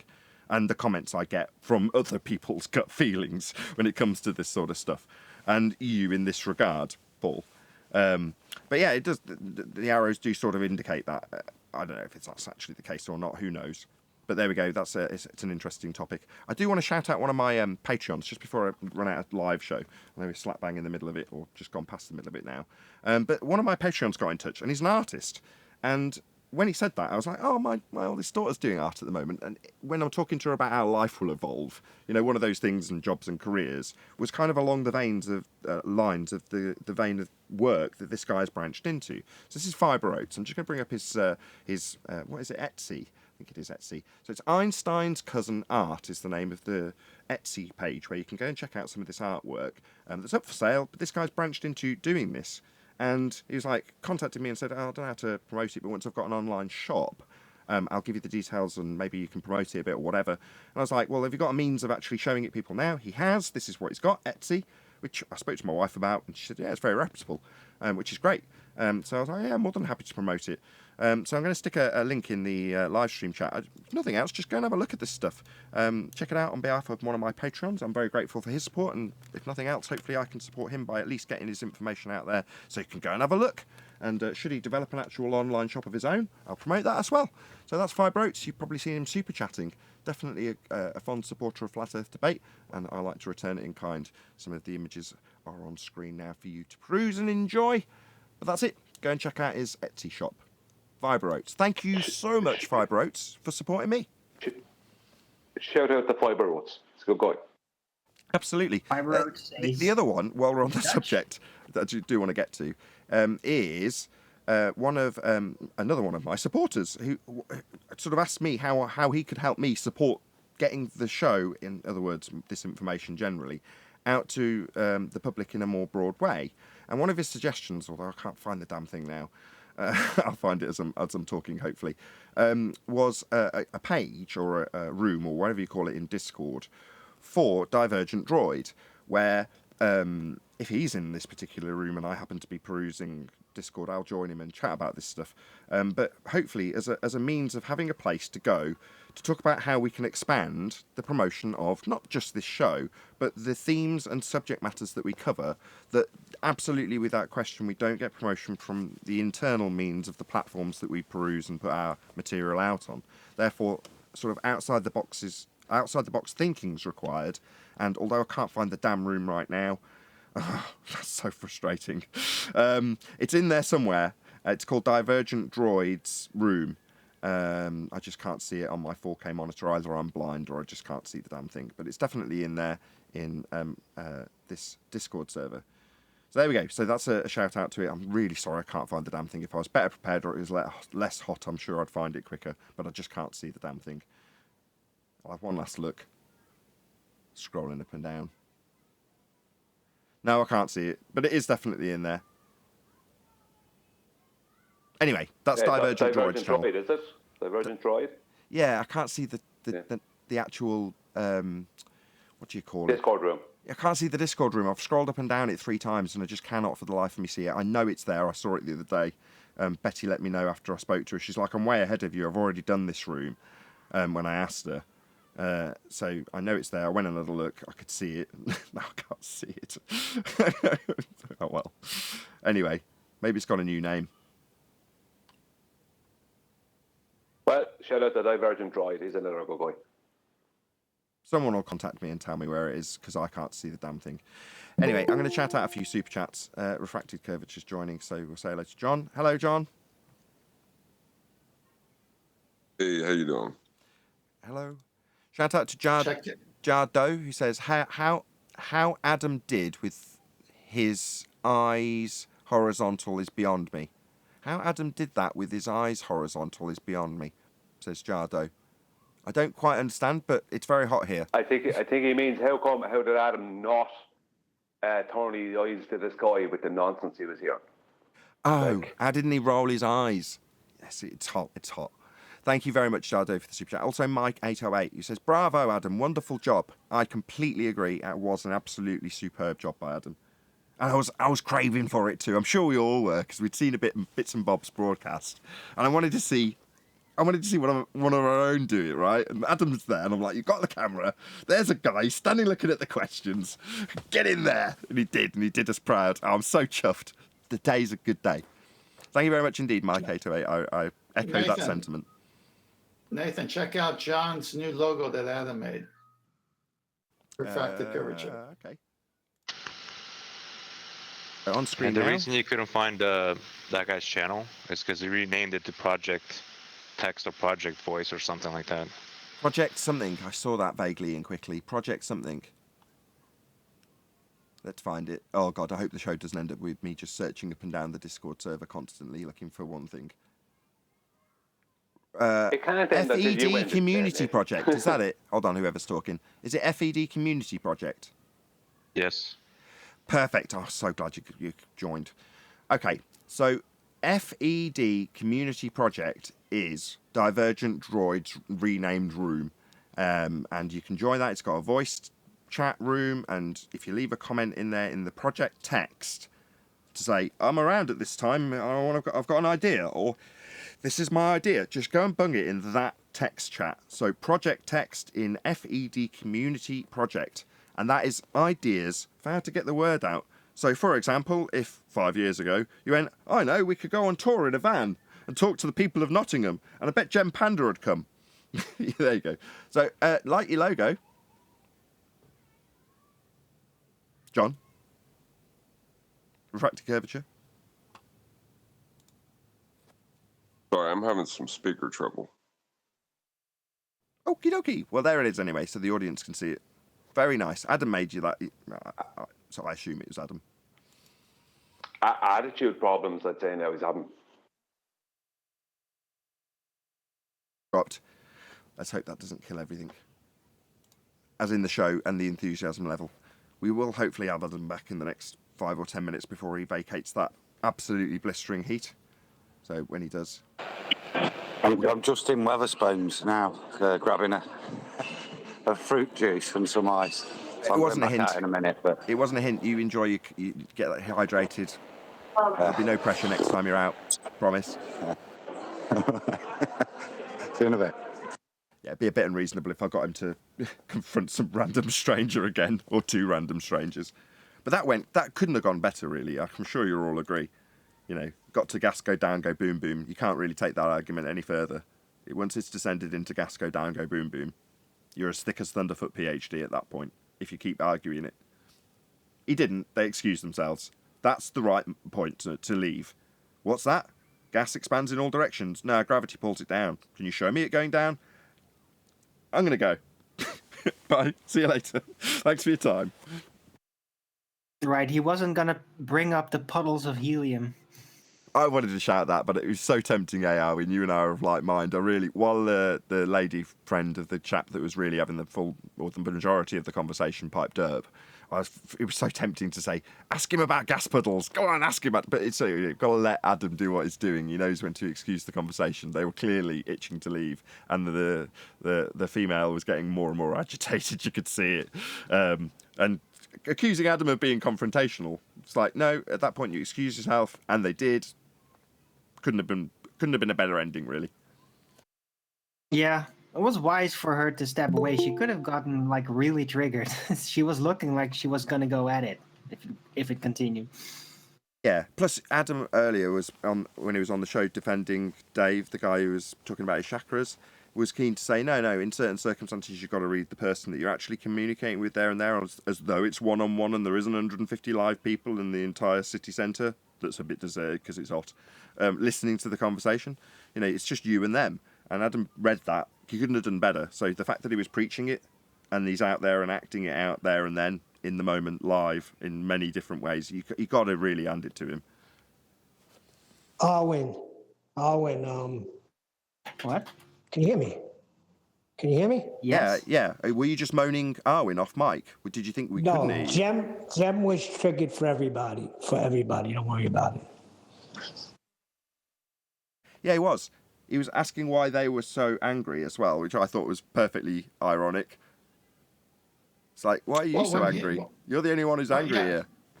Yeah, he was the only one angry there. And that last back and forth with Adam and the young couple there was perfect, because up to a certain point, they had ears to hear, eyes to see. They were open to go back and forth. The minute the question came that they didn't really feel comfortable, hey, we got to go. It's too hot. And Adam very graciously said, okay, nice talking to you. Thank you for your time.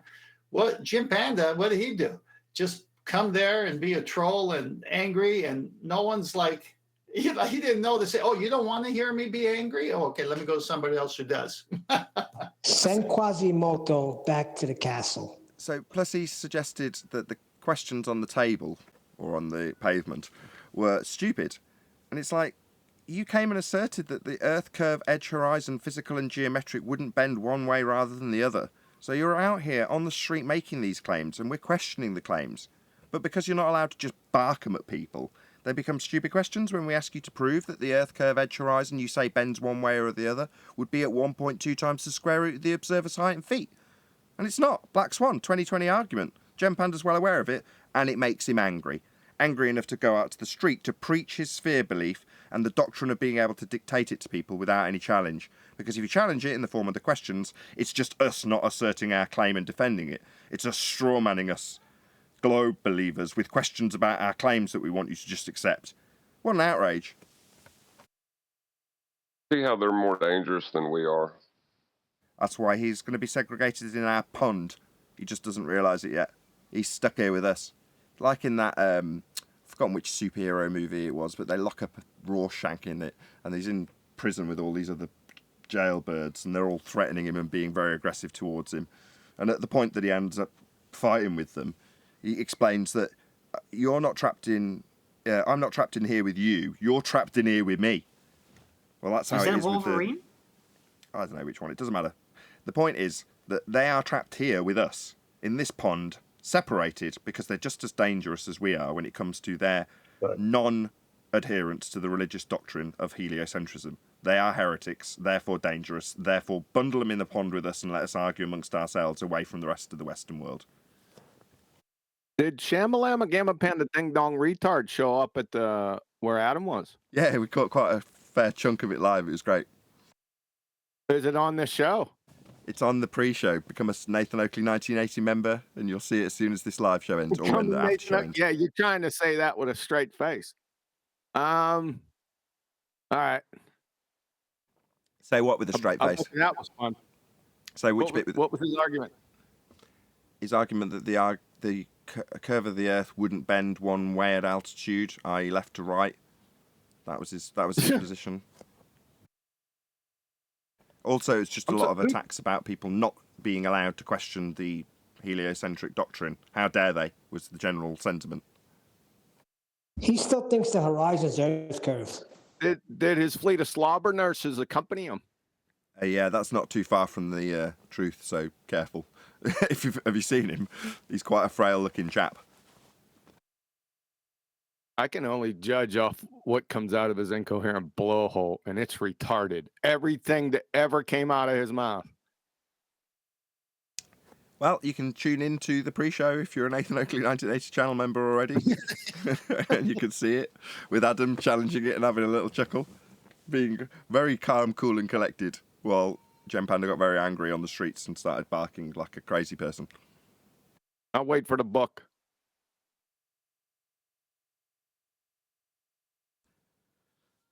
Obligatory Liars t-shirt.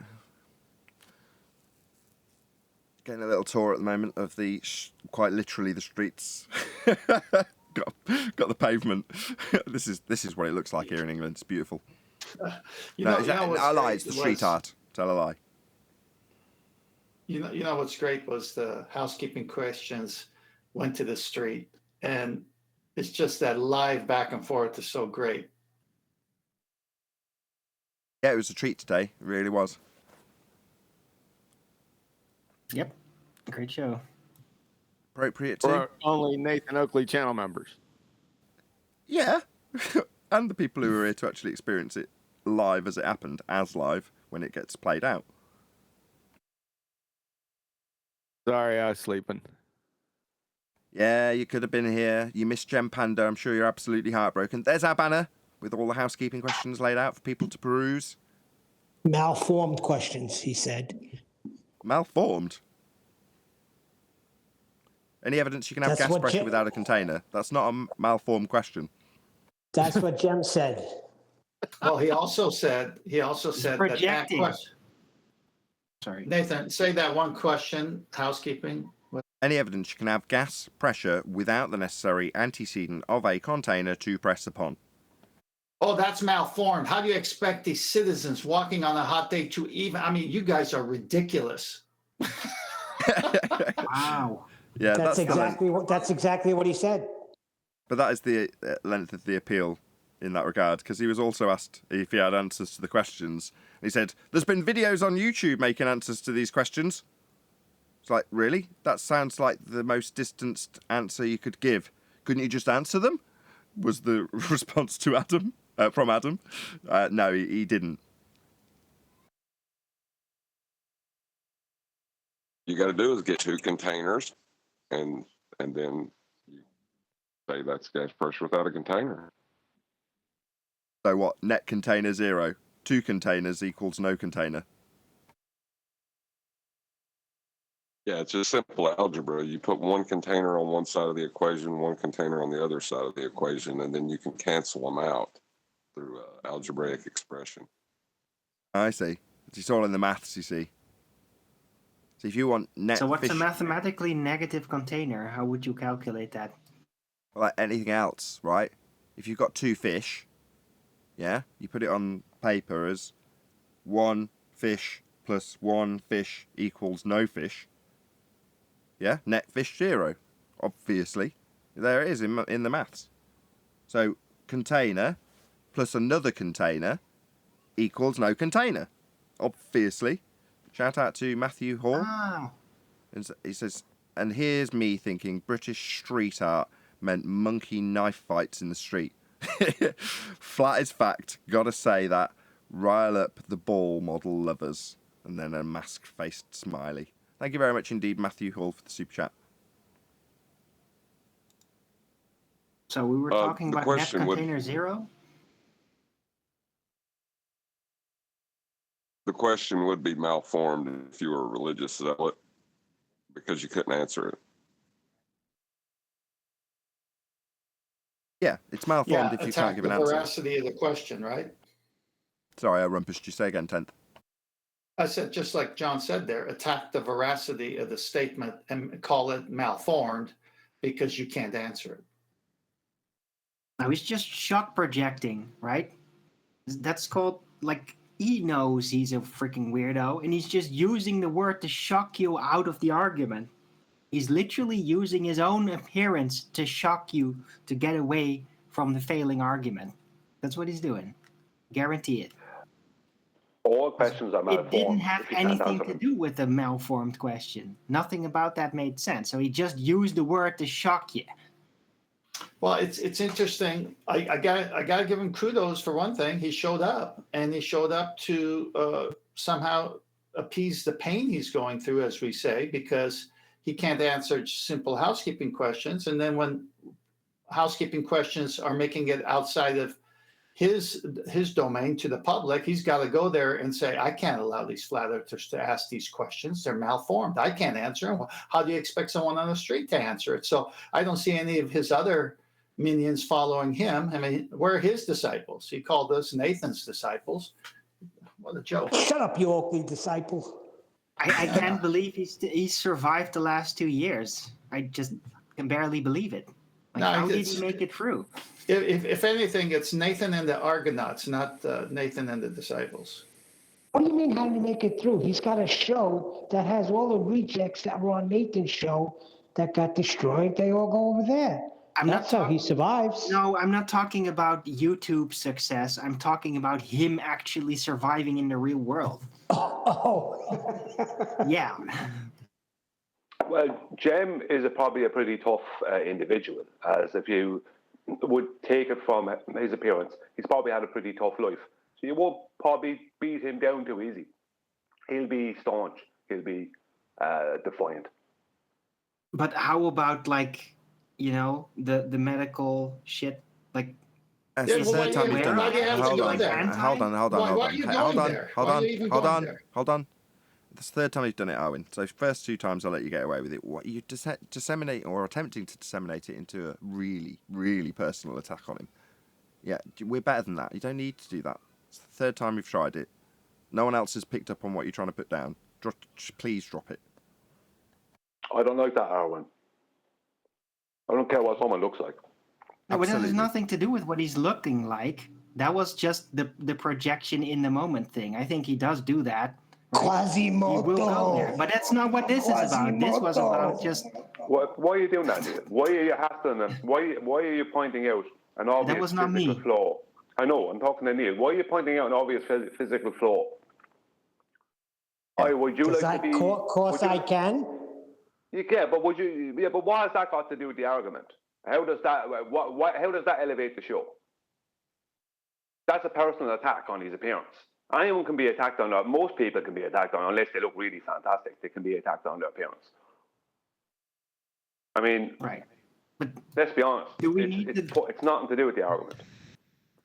Right, but what I was saying the last time had nothing to do with his appearance. It's literally more his psychological stance, what he stands for.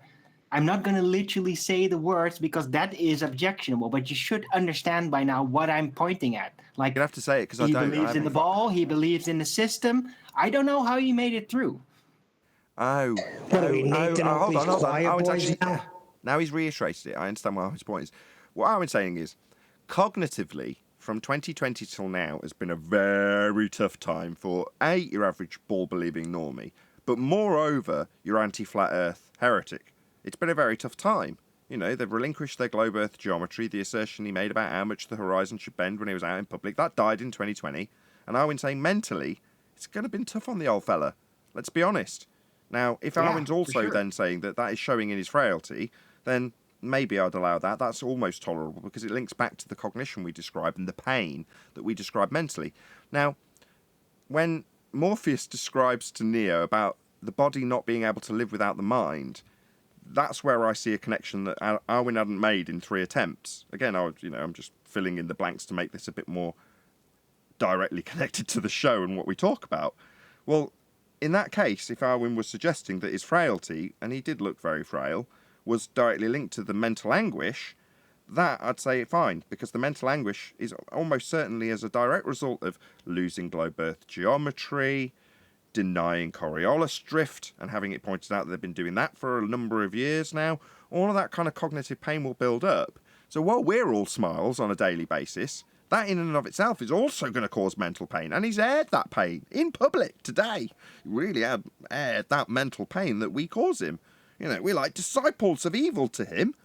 Right, I mean, we don't generally, or I won't speak for all of you, give Jem any real consideration at any point in the day. But he's considering us daily. And he doesn't like it. Now, me, if there's something that I don't like, I would steer away from it. Obviously, in this instance, like Cat's trying to get away from his previously connected to Flat Earth channels, you can't get away from it. You know the awful truth, Jem. You know it and we know it. It's just we're smiling about it and you're not. You're out in public shouting and ranting about it. Nathan, allow me to apologize. He's not Quasimodo. He's the guy from 300. That's just rough, man. Yeah. That's even worse. You don't consider Wait a second. Jem Panda is one of the dumbest people I think I ever heard. He argues like an incoherent schoolgirl. If you go to my Numpty clips, he's got his own wing on there. It's absolutely hilarious. It's a comedy show of Dunning-Kruger moron. I mean, he couldn't pass second grade right now. Mathematics, basic reasoning, introduction to science. He couldn't pass it right now. I'll guarantee it. Get his ass on there. I'll show you. No, you're correct, but the big distinction between Quasimodo and the guy from 300 is that the guy from 300 was at least able to like normally communicate, while Quasimodo goes, right? And Jem Panda can at least like somewhat normally communicate. So I thought that... So on that note, I'm going to say a huge, massive, enormous thank you to both Discord and G+ panels for lowering the tone right at the end of this live show. And of course, a massive thank you to all of you in the live audience for hopefully smashing the super chat, liking, commenting, sharing, subscribing, joining as a member, hitting the thanks button and PayPal link and all that good stuff. If you're watching this after the fact, stay tuned because there's going to be an after show to follow. I've been Nathan Oakley and I'll see you all in the next video.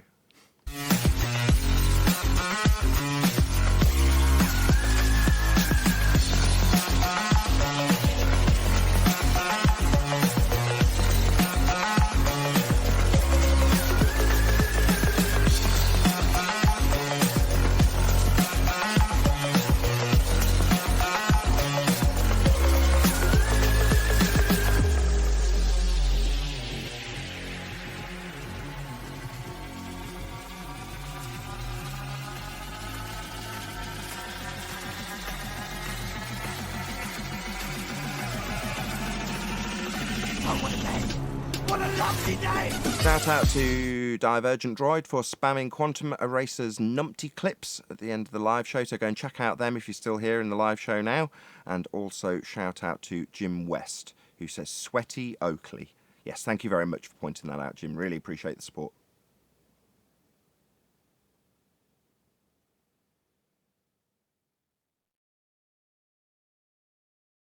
Guarantee if you would have said it, you would not have any words said to you, QE. But I said it, and it's a bad thing. Ironically, right, while you were being criticised for that, Neil, I had my thumbnail of Quasimodo with Gem Panda's face transposed onto the top of it with him hanging off the top of the towers. That's why I said it. Yeah, but it's all my fault, though. It's all, oh, how dare I? How dare I? Yeah, but Arvin, why do you say, when Brian and I are trying to say it was a bad end to the show talking that way, why do you say, oh, you're so virtuous? Why do you do that to me? Oh, I'm sorry. Don't be a martyr, 10th, please. No, I mean, this needs, why is he projecting, how can I put it? We're saying, guys, don't do this. Forget it. My objection to 10th was that he just ad-hommed him basically 3 times, although I didn't point that out in the live show. Now, if you're going to do that, you've got to somehow connect it back. Now, while I'm sat here cringing because he's done it twice, I'm like, if he does it again, I've got to say something. Then I've got to expend mental energy to try and turn what he's done into a coherent point for a live audience and make it not seem just catty, which is what he was being. Now he's doing that to you, and you're highlighting it. So, Arwin, I know damn well you're getting off on this. 10th man's getting irritated. No, I'm not. Me. Yeah, right. I'll tell you what's wrong, I was just trying to play along with what's going on, the imagery on the screen, and Neil making a joke, and I was just trying to play into the joke. Didn't say a damn thing. Why are you accusing him of being virtuous? Obviously, if you're going to accuse someone of doing that, you could have leveraged it at me after I put in mental anguish to bring round your catty behaviour. But you've leveraged it at 10th man. There's no need. What are you doing? I just thought it's kind of pointless that he would point that out when the imagery is literally in the slideshow, and like, come on. It's not that harsh a joke even. I was pointing it out too. Yeah, the irony of my thumbnail being up there wasn't lost on me while I was pointing it out. But by the same token, the point that was being made, and my point, and Brian's point, which were essentially the same, were still valid. It's the way you do it. Now, they make thumbnails about us all day long, and me comparing and contrasting and doing the same thing is me sinking to their level, which I'm content to do in a semi-humorous way, because we're all talking about him as Quasimodo. But if it's unspoken, while it's up as a thumbnail, it's subtle enough to get away with. If it's overt and 3 times over, then it needs to be checked, because then it's just a personal attack on a man for his physical incapabilities, but based on his appearance on camera. Well, that's a bit of a low blow. Not just a bit, gotta be honest. 3 times. But now you're doing it, you're not doing it 10th man, it's not comparison to what you were doing, but now you're having a little dig at 10th man for being virtuous. No, he's a human, he's just being human, and he's following that behaviour off from the comments and topic that Brian and I dropped down on the table. But why have you leveraged that at 10th man after 1 comment? You can't tell me that's not just being catty, Arwin. Be reasonable. No, it's because I'm the target. Why not Neil? He started it. Neil, did you start it or not? I'm not going to get an answer 10th. I did my best. Absolutely. And I don't care, Brian. Right, so why did you guys come after me? Why did you come after me? I wasn't even like, ha, ha, ha, ha. I was just making a comparison based on verbal capabilities. What happened is you said that me and 10th were being too virtuous, which was making us too sensitive. Yeah, leave me alone. That's why I said it. Just leave me alone. Why do you always have to go after me? So hold on. We'll all leave you alone, Arwin. If you can just admit that was a bit of Projection, right? Just admit it. Flat on flat violence. Hold on. Come on, guys. What, projection? Virtuous? What? You're a bit How's that sensitive. projection? Yeah, you're a bit sensitive. You just want to be left alone. You've said it immediately. You've immediately given me justification to give that claim of projection. Too virtuous? No. Maybe you're too virtuous, Arwin. I'm just kind of annoyed that I have to be the one that everybody tells that again when I didn't even bring it up. Why do you go after You me? said it, Howard. You said it to me. If Neil said I was too virtuous, I'd go after him. Neil's wrong, and you're both wrong. Yeah, Neil I'll caused tell you this. right now. Yeah, but you didn't go after him. You went after me. And so then afterward, I said No, hold on. He's right. Who said- Neil did cause this. hang on. Hold on. Arwin's right. Arwin is actually correct. Neil did cause this. Who said that was virtuous, Neil or Arwin? Well, Arwin caused that. Thank you. That's what I was addressing. Yeah, and why did I say it? Because you went after me, even though I wasn't the one bringing it up. Yeah, Okay, just stop right there. Right, both of you, both of you accept that it's hot and apologise to each other. And Brian just drop already it. addressed me. That's why. Then we'll have a go at Neil. Yeah, bring it on. Come on, Brian. I stood by you with the structural support. I suspect, Neil, I suspect Brian's actually got a point to bring us back on topic with now. I sensed it in his tone. I didn't even hear what he said. Go ahead, Brian. Yes, Nathan, I do. Thank you. Yeah, I don't bring in the appearance of people into this debate. It doesn't matter what they look like. Never has appearance been so important to the world than now. Oh, that's so bloody easy for you to say, Mr. Handsome Irish with all the ladies. Screw you, bastard. No, but the point I'm making is the argument is about the argument. I hold Gem Panda, right, let's say, to what he says, what he does, not what he says and what he does, not what he looks like. So I don't care what he looks like. It doesn't mean I like him or dislike him for how he looks. I'm interested in the argument. What QE puts forward about the stupid things he says, yes, I'm all over that. But as far as his appearance goes, I have no interest in attacking anyone on that. Now, if he attacked you in some way personally, Neil, then you have a right to go after him. But doing it this way, as you did it, is not the right way. Because nobody even knows why you're doing it or what it's about, and it reflects on the show. So you should do that publicly towards him, go towards him, even if he blocks you, find some way to get the message to him. Sorry to interrupt you, Brian. Hold on a second. I'm really sorry. I've just got an email from Gem Panda. He says, tell Brian he's a potato-eating paddy. So, yeah, but he's not happy on my team. That sounds kind of appealing. So what have you got to say to him? That was appealing for a potato. Appealing? That was excellent. You're a chip off the old block. That smashed me. You're a chip off the old block. That is you guys are really good at this. No, that was a good one, Brian. You smashed me. 10th is the best at it, but Nathan has subtle ones that no one picks up on. I barely caught that one. Thank you for highlighting it for everyone to ponder. Just what I want. He's just trying to chip in. What I'm interested in is who started it. Nobody cares. You didn't hear mine. All we care about is Brian's point that when the personal attacks come, it just weakens your ammo. That's all it does. It bluntens your instrument. That's all it does. Who started it? That was really funny when you said that. I was like, me. I fight dirty. I wasn't done yet. I was back on a second grade playground, right? When you get caught doing something. Too funny, man. Sorry, but I fight dirty. Is that Brian. not the standard then? I'm sorry, maybe my child rearing skills need addressing. Is it not the one who started it that should be in the most trouble? No, that depends on the context and how long it's been going. When it just started up, then the one that started is going to be in trouble. If you've been going at it for a while and causing damage, it doesn't matter anymore who started it.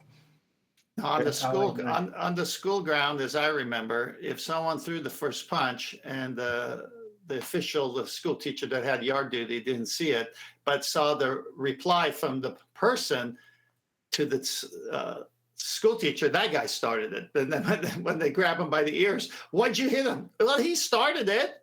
Yeah. Those were the days, man. I'm sorry, is that not the standard? Nobody answered me. Is that not the standard then? No. It's not the standard. Look, What does it matter who started it? Oh, it matters. Neil started it. It depends on the school policy, but where I went to school, if you just engage in fighting, you would all be in trouble. Yeah, that's They true. didn't care who started it. Yeah, that's true. But what I'm saying here is, as soon as they started attacking Arwen said, "Well, Neil started it." I was rolling, man. That was a good one. Thanks, Arwen. Yeah, and it was true as well. It's on record. Let's just try a third time. Brian's tried. I've tried to summarise Brian's point 3 times. So Brian's point being that when we're talking about how Gem Panda couldn't address any of the housekeeping questions, he disseminated them into being malformed. He used part of the claim being addressed in one of the housekeeping questions to assert whether or not the horizon should bend one way or the other. But yet, we're going to focus on his appearance? Does that not just seem like weak sauce? I think it does. Brian does too, and he's right. Right, but I agree, and I pointed it out. That's why I started about it, because I think that he was actually using that word on purpose. Like, Gem is doing that on purpose to kind of make you focus on that aspect of him, which would be shameful, instead of going after the argument that he's failing, right? Hold on, you're saying that he's suggesting the argument malformed... We addressed the argument. Hold on. I just want to hear what Ahmed's putting down. Am I correctly picking up what you're putting down here? You're saying that his suggestion that the arguments were, quote, malformed is because he's physically malformed. Is that what you're suggesting? Well, not literally like that. What I'm saying is he's using that word to snap you out of it to make... He's basically using his condition like against... You don't know that. No, I know he has that in him. Malformed. We use the word malformed. What does that make us? My condition? But we rarely use it. Did have broken Especially ribs not when I when asked we're to use that cornered word, in an so argument. Arwen could have a point. Yeah, I'm confused now. What? You're linking now it you're to his divining. actual condition. Right. Yeah, that's strange. Say again. Hold on, guys in G+. Hold on. Go ahead, Jim Jam. Great name, by the way. I'm just saying, right? You're actually linking it to his condition. I think that's a bit strange. I thought where you were going with it, that he actually brought that up as a diversion tactic, just to make you not concentrate on giving the housekeeping questions and just ignoring the fact that, you know, his attempt at calling them malformed questions. Right, that was exactly my point. It's a psychological distraction technique from the actual debate to pull the onlooker's eyes onto, well, him. It's called it's just called a hand wave dismissal. That's all it is.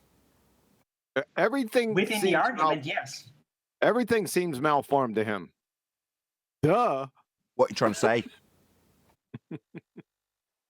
Well, that's just mean. What did I miss? Sorry, are you suggesting that when he looks in the mirror... Back of Notre Dame. What are you suggesting, John?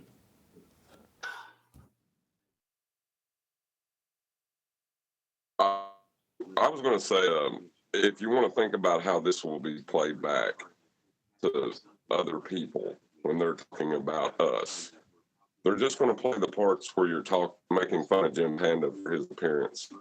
Who cares? They don't listen anyway. No, I hear this criticism daily. No, John's right. I have the same criticism daily. If you're going to tell somebody that they've got to suck your balls after you've destroyed their argument, that is what we'll get focused on, rather than the coherent argument that you spent 2 hours taking apart with them, to the point where they were humiliated and almost at the point of concession, but not just in a high-pitched voice or whatever it is their reaction is. And rather than just pointing out the argument again to make it more concise, you tell them to suck your balls. That's the bit that people focus on. So, you know, it's not like I haven't heard this criticism plenty.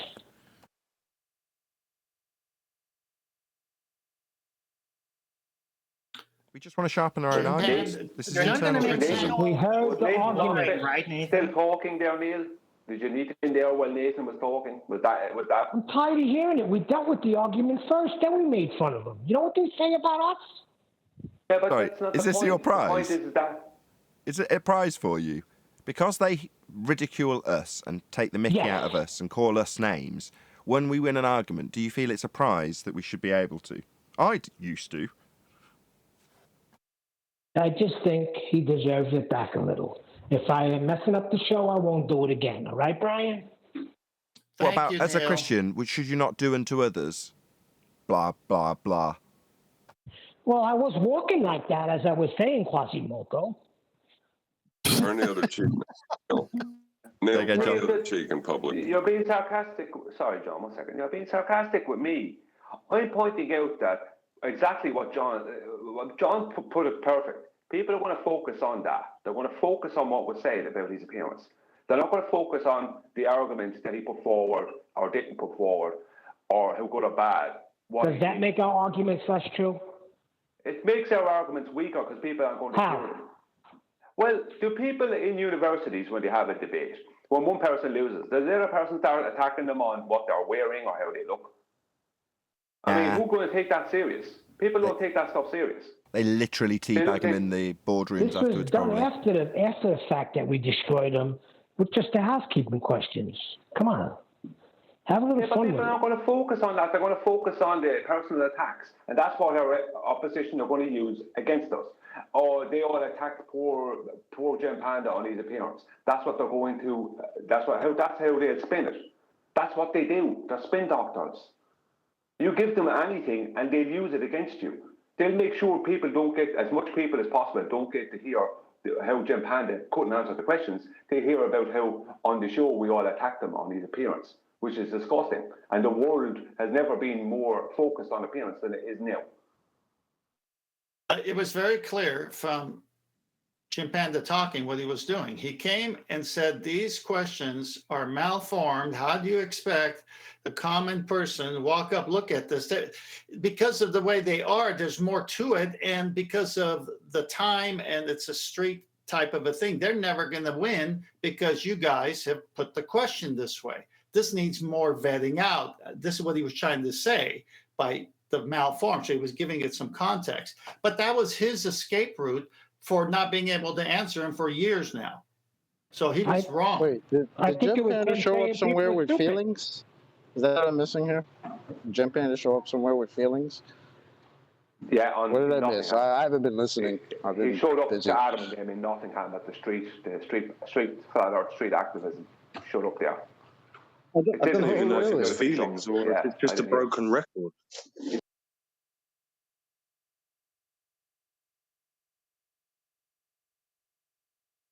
And he showed up and said these questions are malformed. That was his argument.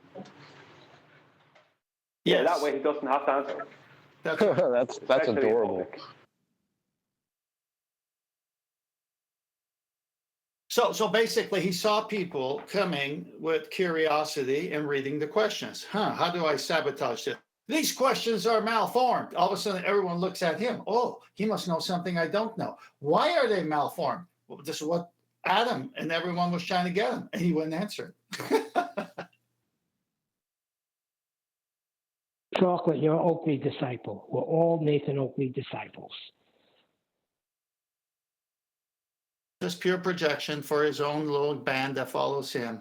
We're Argonauts anyway, not disciples. Somebody should have asked him what a malformed question was. I bet he couldn't answer. Well, he'd have to refer him to your nupty list. He didn't want to do that. I just would have chose one of the housekeeping questions and asked him what was malformed about it. If you ask him, how can you have gas pressure without a container? I would have said, what's malformed about that? Well, Adam tried that, remember? Nah, Adam did a better job. He was like, well, can you answer any of them? That's a much better question than why are they malformed? Well, you can't answer malformed questions. Well, you can, but I don't know. You should have asked them, so why is it malformed? And what is a malformed question? I think that would establish the groundwork. And then you could have destroyed him in about 3 seconds after that because he's clueless, utterly clueless about just basic concepts. So, QE, all the videos of universities and gas law and what are in the books of gas law, do they not express how gas pressure happens? Yes. And isn't that what we're doing? Yep. So then they're both malformed, I suppose? Yep. According to him. According to him. There we go.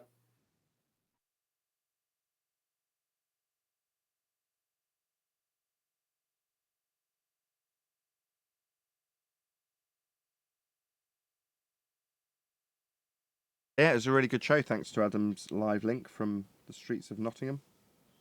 I'm having a hard time working today. This is so hard, everything. It was good to see Spurs, too. Yeah, it was good to see Spurs. He's just made it to the thumbnail. Yeah, where's he been? He always takes 2 to 3 months hiatuses away. Where you should ask him, where has he been? Bundy's by the sounds of things. He might come back and say water don't exist.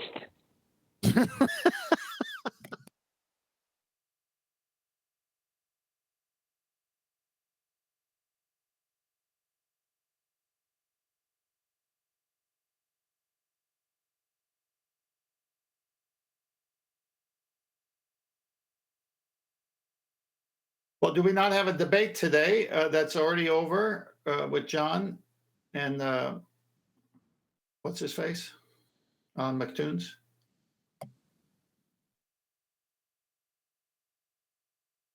Yeah, it's 1 a.m. in the morning UK time, unfortunately. We have a QE live show today too, by the way. What am I, chopped liver?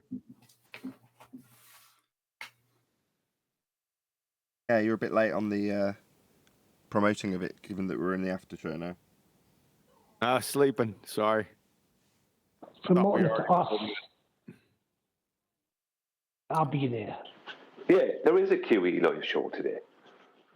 I mean, what is the guy, chopped liver? Hang on, that question is malformed, Brian. I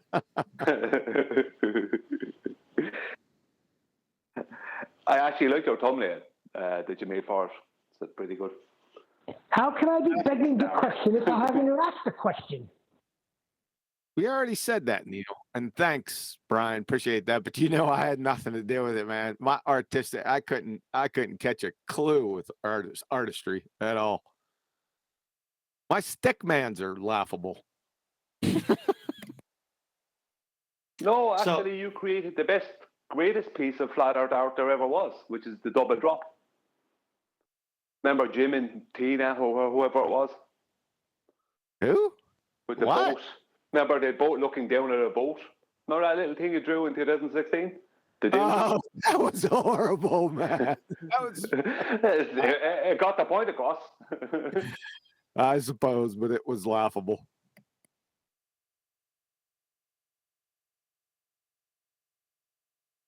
What were their names And again? you still have that? Alice, Bob, and Victor.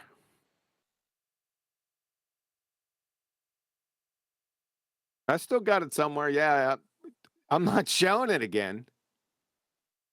Definitely keep that safe. That is going to be worth a load of money in the future. I guarantee it.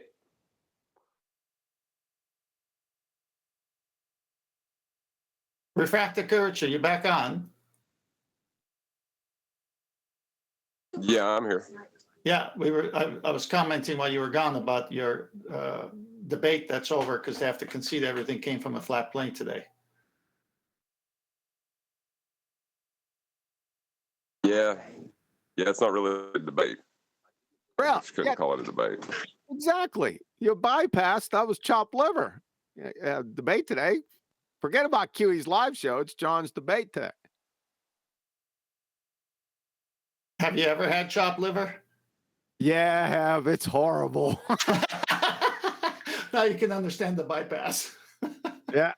That's an old art, pardon the pun, with liver and onions. My folks used to eat it, all the time. Grandparents ate it. Everyone ate it back in the day. You don't see that anywhere now. You bring back memories. That's my dad cooked that so good on the barbecue. Oh my gosh. He grilled stop. it. Yeah, he barbecued it. It was really good. You know how many people Yeah, my told father used to me? eat liver and onions too. Sorry. So many people told me when I was having my first daughter that the girl who was pregnant needs to eat liver and they make it the best. So I, like a good guy, sat down to eat this great liver with her. It's disgusting. I don't care what you do with it. Well, some people like snails, some people don't. Look at that escargot. The fact they put an onion, Hang on, onions are Neil. lovely. Hang on, Neil. Is that a comparison to your car not going? My car's up and running. It was the alternator. But my AC in my house is gone, which is worse. Time to sleep in the garden.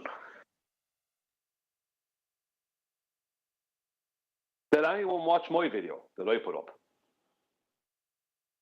I didn't see it in any of my feeds, actually, Brian. I saw it, put but it I into didn't have a Master chance. B and everywhere. Yeah, it's a 41-minute video called "The Origins of the Globe Earth's Radius Value." I have not seen I it. go I'm through sorry, all Brian. the stuff, all Sorry. the steps. 41 minutes, and I go through as many steps as slowly as possible to get to the point. So there can't be an argument. Refraction. You're going to post a link on it. Make a note of this, so because I won't remember. It's too hot. 16.95 Uncut and After Show. You can post a link and I'll pin it. People can go check it out. This comes out on for the public. Okay. What day is it today? Tuesday. This comes out on Friday on the second channel. If you're a member. That comes out today if you're a member. As soon as I finish this and wrap this up, it'll go out to the members.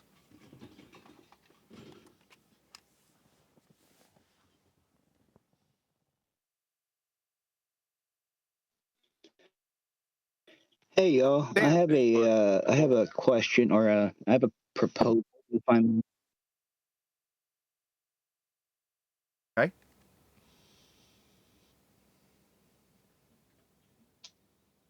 Okay. Okay. Well, I was thinking about the fact that most of the Glovers won't speak, with their voices. And sometimes, you guys go over, you call them out and you read them out, you read the chats out loud and all that. There's someone coming, so that I hope that doesn't mess up the audio. But anyway, I was thinking maybe we should have someone be a designated medium for the globe chatters that just keep saying the same things and not seeming to accept that we should be past that part already.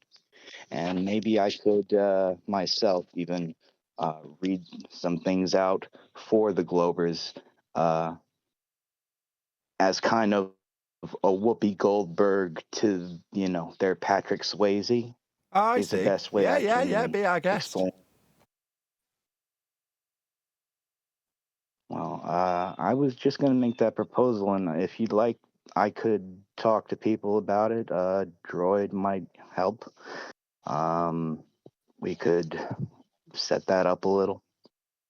It's either that or I'm just going to, come in and be like, hey, guys, may I be a medium for this asshole? Sorry, for this guy on chat. Did you have a message in mind that you wanted to share with the BC? Today, not right now. I mean, like when I'm just in my, I've been just trying to think about how to put this forward. There's all, when I try to think about specific arguments, it all just comes down to, everything comes back to level, and then they will throw, but satellites, but numbers, but here's a formula. And we've been through it all, and they're the same people. Sure, if you want to present something that you've gone, here's another chat skank, to the extent even if you wanted to, that the panel members do. So if Arwen was doing this for an example, he'd have a trimmed out comment from Phil B that says what Phil B said in the chat, and then we'd discuss it, which is essentially the same thing. But you don't necessarily have to go to that extent, as long as you can basically paraphrase what the fundie was saying in chat. You become automatically the conduit, and it will be welcomed if that's what you're asking. Yeah, definitely. Okay. I will.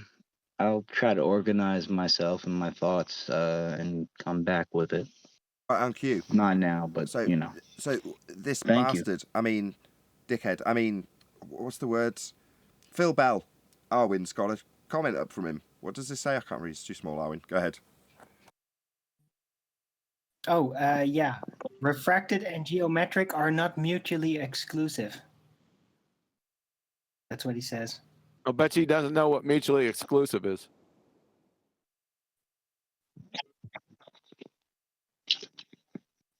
Or he doesn't understand that refracted and geometric are actually mutually exclusive. Not, if you want to have, if you say, if you want to have a popcorn moment, get a baller and ask him to define refraction, and then just get your popcorn and sit back. It's gonna be a hoot. Oh, John, did you see Fight the Flat Earth's latest? Before we move on, refraction? hold on, don't move on. So let's just contextualize this statement. So if I think of a statement that makes sense when you're saying something is not mutually exclusive. So if I was to say that power and efficiency in a car's engine are not mutually exclusive, that would be a correct statement. What's he saying when he says that geometry and refraction are not mutually exclusive? What does he mean by that? That something can be geometric and refracted at the same time. But by definition, if it's refracted, it's not geometric. Yeah, I know. So he's just a bonehead. Yeah. Does he, when he puts things like this down, assume that the person reading it doesn't understand what the term not mutually exclusive means? Is that what he... Yes. Is that what he's assuming? He thinks his audience is thick. And that he doesn't know what it means either. You think that's he the wouldn't... problem. So if we asked him to explain what he means by, what do you mean, Prof. Phil Bell, by refraction and geometric are not mutually exclusive, which isn't really a coherent statement. It would be refraction and geometry are not mutually exclusive in his statement, not in truth. Hey, you'd have to ask him. I'm saying that he doesn't know what mutually exclusive means to begin with. That's what I'm saying. Well, he hasn't got quotes around the word. So in his comment, it says, quote, at Arwin, refracted and geometric are not mutually exclusive. Now, if you had quotes around the word refracted and quotes around the word geometric, so it was contextualized as the statements, then that statement would make sense. But as a statement without that, it just doesn't make correct grammatical sense. It's refraction and geometry are not mutually exclusive. According to his claim, if it's refracted by definition, it isn't geometric. But that's just his nonsense that he's spewing out under the assumption that people don't know what the terms he's using mean. And QE's further to that is that he doesn't know what the terms mean either. Based on the incorrectness of the nature of the statement, we can only assume that's true because he's wrong. Yep.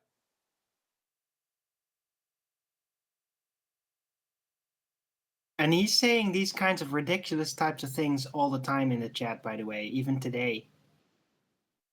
Just like this sentence, he does it with a lot of subjects. It's like you're so supposedly having a discussion and then saying ridiculous, totally incorrect things like this. He does it regularly. Okay, so to further that statement, just because by coincidence it's on my slideshow, we've got Al Biruni sat on a flat baseline holding a globe next to a mountain with Phil Bell at the 90-degree point of the triangle that Al Biruni's measuring by backing away from the position that he's measuring to do trig to get the height of the mountain, and the trig's on screen. Okay, so if they're not mutually exclusive, how is this feasible, what's on screen right now? Phil Bell, this is a question for you.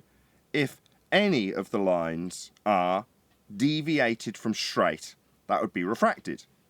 So let's take, I don't know, D, the line at D. How can that line be bent? That would be refracted, deviated from straight, and Al Biruni achieve this flat earth height of the mountain measurement if they're not mutually exclusive? Please explain to me how this is possible with refraction if the two are not mutually exclusive, as I would say they are. I thank you. You're never going to get any answers. He's just going to bring up the satellites that he's helped build and launch. That's all it's going to go back to. Right, just gonna red herring it and move on, scattergun. I don't think he's listened to the numpty clips, because that one numpty clip, that signature numpty clip with him on it, I don't know how he can show his face around here anymore. They're so delusional. They're not aware of their surroundings, right? I don't know how he can. I mean, that's probably the biggest belly laugher in the mix. That was 38 minutes of pure, I think it was 38 minutes. Every single thing that came out of his mouth was idiotic to the point that it was below second grade basic reasoning. It's clinical level Dunning-Kruger wrapped up in a delusion. It's really bad, dude. It's a belly laugher. Could you state that it was a Phil belly laughter? Yeah, Phil Belland. They're all the same. They all do. They're all the same. I can't believe I'm stereotype fallacying these guys. But can you tell me where I'm wrong? They've been led into a state of mind. No. It's not that you're stereotyping them. It's just they've all walked the same path, haven't they? And we dissect the path and how it's been cobbled. So when you say they're all the same, you could slightly paraphrase that by saying they've all walked the same path and ended at the same place. And they have. So by their nature and by their argumentation, yeah, they are all the same. It's not stereotyping fallacy because we deal with it. We can document it. We can show it to be true. Yep. Anti-flat earthers are what we're talking about. Now, we've created that stereotype for a reason. He says after claiming it's not a stereotyping fallacy. Yeah. And they're globe heretics, aren't they? Yeah, they are. They are absolutely globe heretics. They deny the claim. They're as dangerous as we are. They need to be separated. That's why they're stuck here with us. We didn't just create the stereotype, though. We literally created them. Right. It's not a stereotype because of us. It's not a stereotype. Sorry, I couldn't get my 5 words on Arwen. Sorry, Chocolate. Arwen just lacks. Chocolate is measured. All right, he's very deliberate in his delivery. Please give him some breathing room. Go ahead, Chocolate. I am. All I was saying is not that we created the stereotype. We've created them. Literally, their mission is what has come from us doing what we do. So it's not just we created the stereotype and we're just noticing the stereotype. They're doing what they do because of us. Like people like this clown Gem Panda, they don't like people asking questions. So they show up to where people want to ask questions to stop them from doing so, right? Thought police. Mr. Little Thought Police clown, little dwarf, thinks that he's going to tell people to fucking, to stop thinking for themselves. Negative. I don't care about his feelings. I don't care about any of these Globers' feelings. Y'all can go somewhere with that. Anyway, I'm done. I'm going to say a huge, massive, enormous thank you to both Discord and G+ panels for making today's very sweaty and hot after show possible. Of course, a massive thank you to all of you in either Nathan Oakley 1980 or Nathan Oakley premiering streams for hopefully smashing the super chat, liking, commenting, sharing, subscribing, hitting the PayPal and thanks buttons and all that good stuff. I've been Nathan Oakley and I will see you all in the next video.